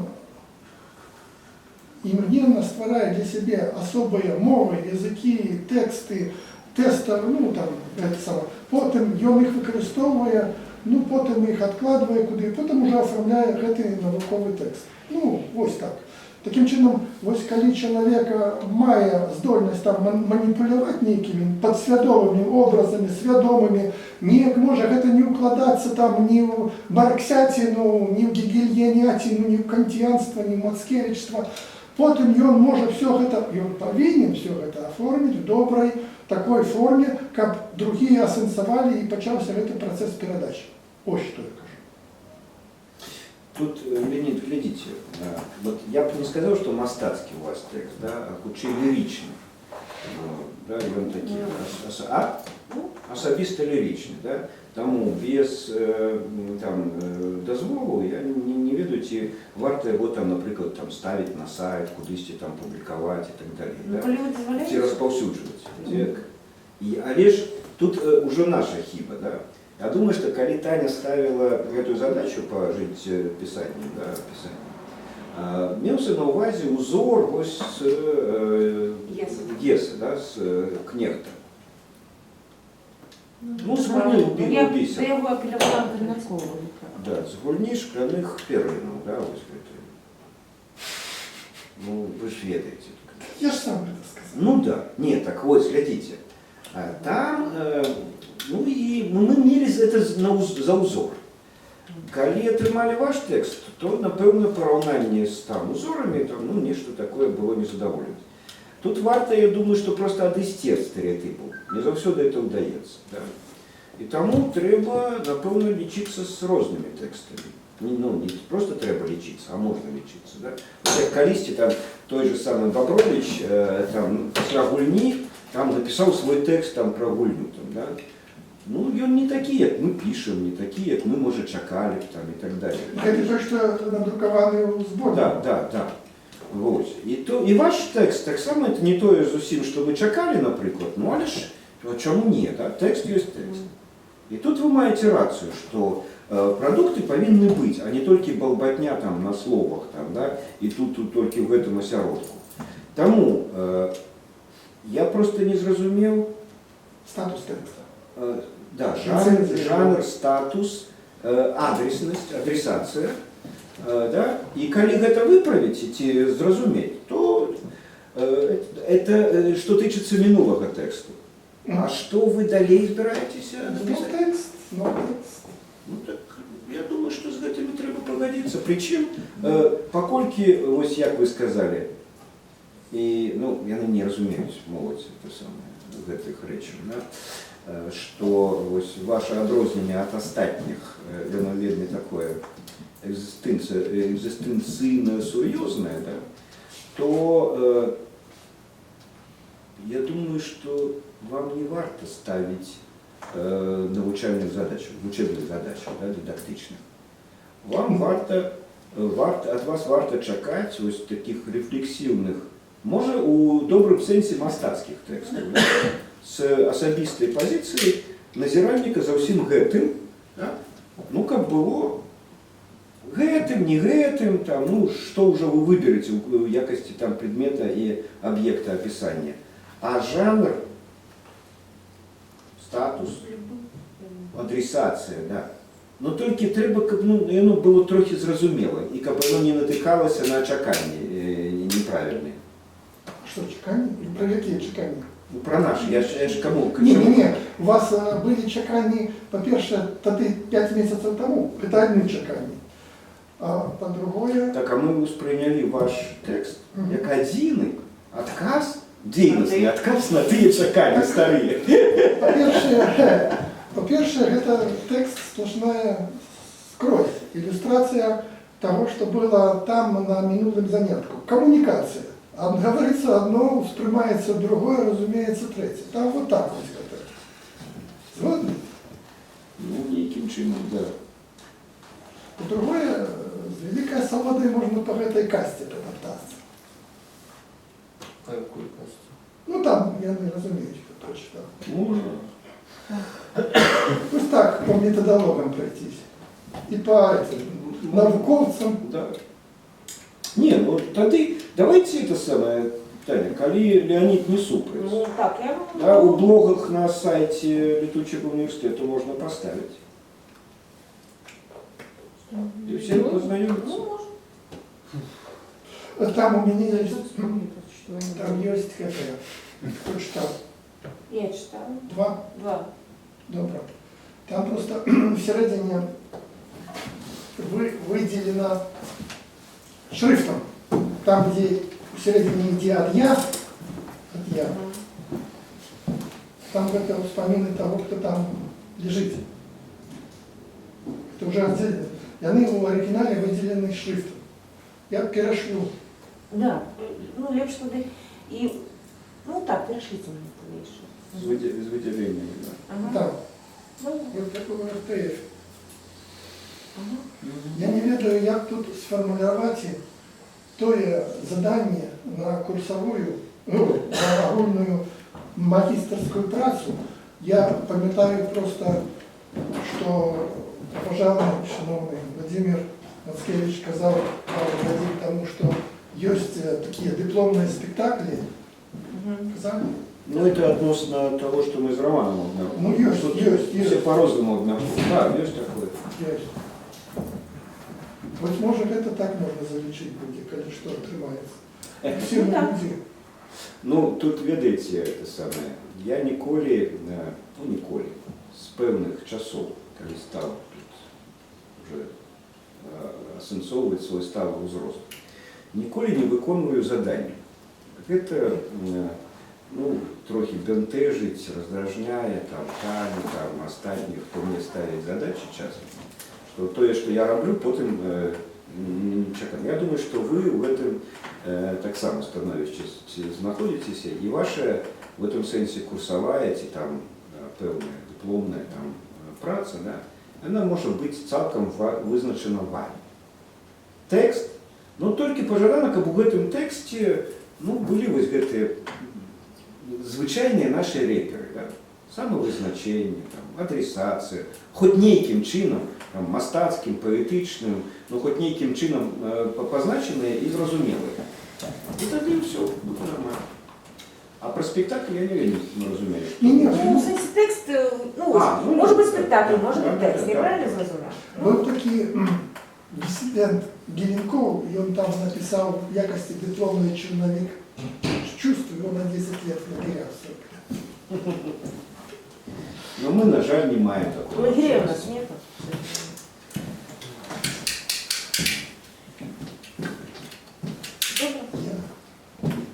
Протокол будем оформлять?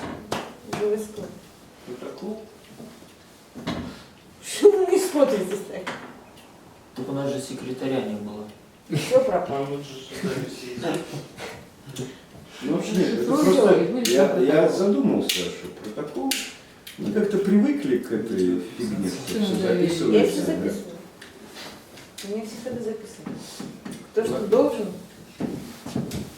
Так, ну я могу завести. Да. А вот у нас была... Рефлексия потребна. Да. Давай. Ну, давайте.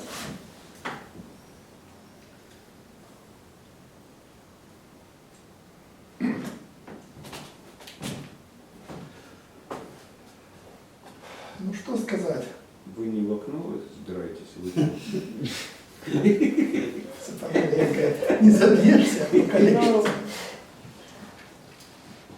Тут треба ніяк зв'язати той, ну, дійсний підход, що тут практикується, з тим натуралістичним, що творився надо мною колькі десятків годов. І коли гэты две нитки скрутите, можна, за їх можна вчепитися. Бо вельми тяжко отлучиться от этого натуралистичного подхода. Хоть он тут и лечится амаль ганебным, а такая спокуса. Бо, як кажуть хирурги, коли пациент добро закрепленный на столе, наркоз не нужен. Дякую. Как говорил Федор, хорошо тренированная клоуна. Дрессированный. С хорошо дрессированным клоуном это совсем не тяжело. Да. Ну что, тогда А скажи, пожалуйста, а что ты будешь делать с оставшимися, не явившимися? выгоню. А? Выгоню. Тебя хватит на это? А много не А явилось? ничего. Много не Ну, у явилось. нас, собственно, Ася и Света. Да? Ну, из тех, на кого там стоило рассчитывать. Ну так. Что? Ну, а кто еще? Может строго спросить, что они себе думают. Да. Да, строго спросить, да. Вот это Да. мера самое то. Хорошо.